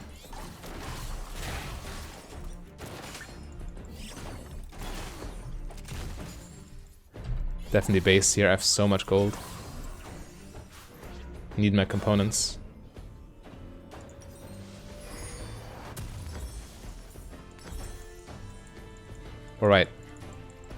Get some lifesteal, so we finally get to have consistent access to overheal. Protecting our W movement speed, because the shield, again, as long as you're shielded, you can't lose your strat passive. It doesn't count as taking damage. Oh, why you do this? Man, Zoe, you really want to lose, don't you? Constant fighting. I can't find back timings because everyone's fighting all the time.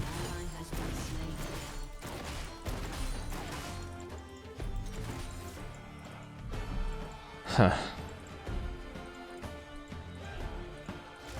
Luckily Baron isn't up right now, else they would have rushed it, I guess. But this way, what are they gonna do? Wait and then start? And then our team already respawns? They might still get it though. That's the sad part.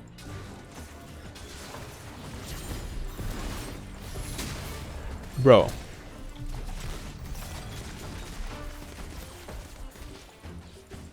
Why would you blast cone there? That cost me my flash outright. I have ults. Oh, that landed.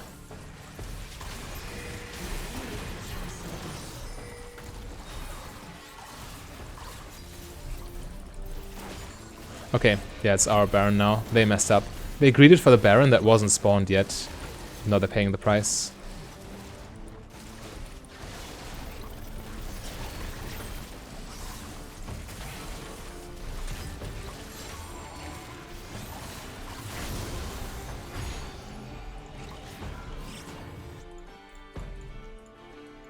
We could base, but as long as Zoe is on the map, I want to be on the map too. Because she is just completely unhinged. Perma fighting. And my best bet at making this go wrong... No. Exact opposite. My best bet at making this go right... Oh, I want this. Is being there to try and cover. If something happens.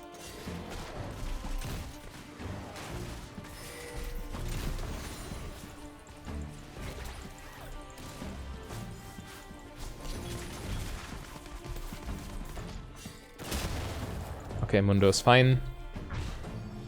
Let's recall.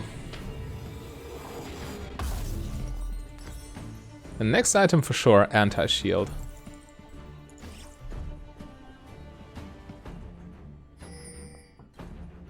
Darius will get a Sterex Gauge or something too, but just for Lulu, this anti-shield item and Kog'Maw with Barrier, it makes a big difference. Gotta stop Kog'Maw from autoing for free. And this takes away a lot of his bulk. Drake in 50.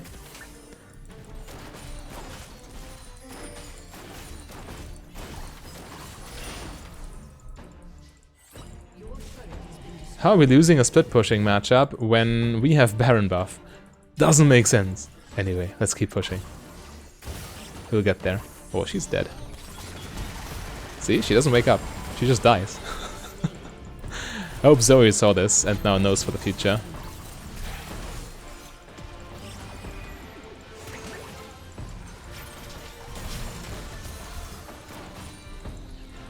Yeah, we siege with our big cannon minion.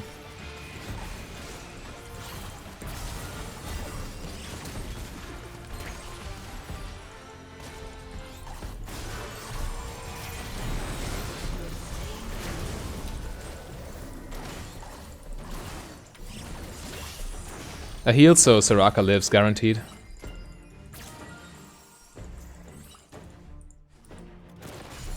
I'll keep pushing though. They can't stop me, can they?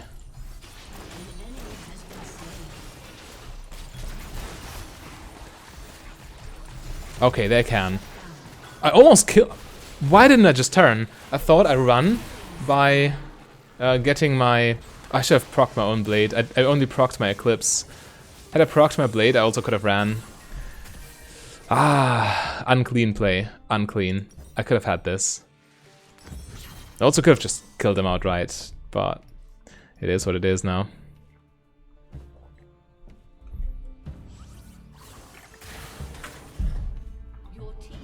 After my Serpents, I also want to get Mortal Reminder for the anti-heal plus armor penetration. There's little reason to sit on that much gold. Let's look at a longsword. Pickaxe would be nice, but don't have the gold. And this longsword already works towards this item here, and chances are we get this either way. That's what I like about this build. Your items are so flexible, which is one of Miss Fortune's biggest strengths. You can adapt to the matchups very easily with her, if you want to. Of course, there are builds that you can just run every game, like static builds like the one I showed you with Manamune. But using her flexibility to your advantage can go a long way.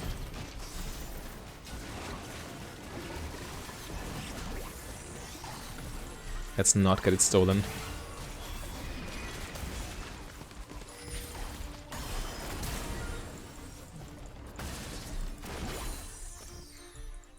I also really like Swifties against Anivia, because you can run out of her ulti way easier.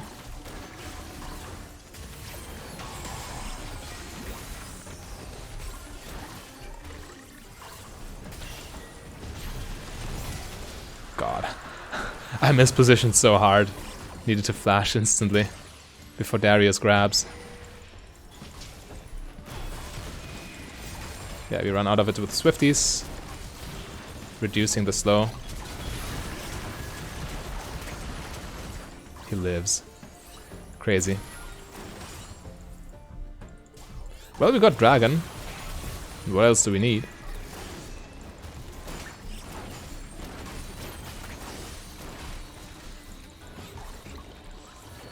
And we keep sieging.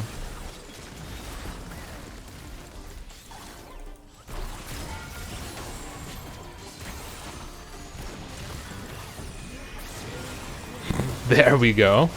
What a bounce. Insane siege. With Zoe it's kind of easy though, because Bubble is so threatening.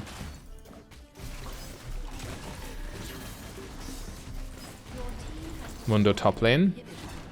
In the meantime. Just messing with them. I don't want a base, I want enough money for my next item, the Serpent's Fang. Taking blue buffs sounds nice, because that also fixes my mana problems.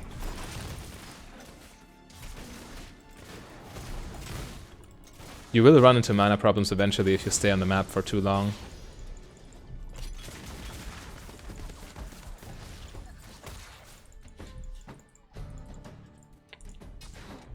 Raptors should be enough gold, maybe. Or maybe we just keep fighting.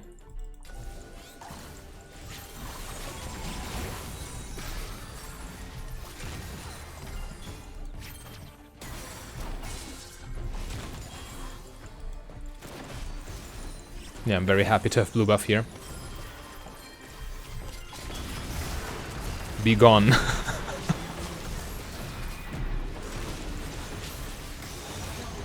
There we go. We could just walk through Anivia's ulti if there wasn't this icy wall here.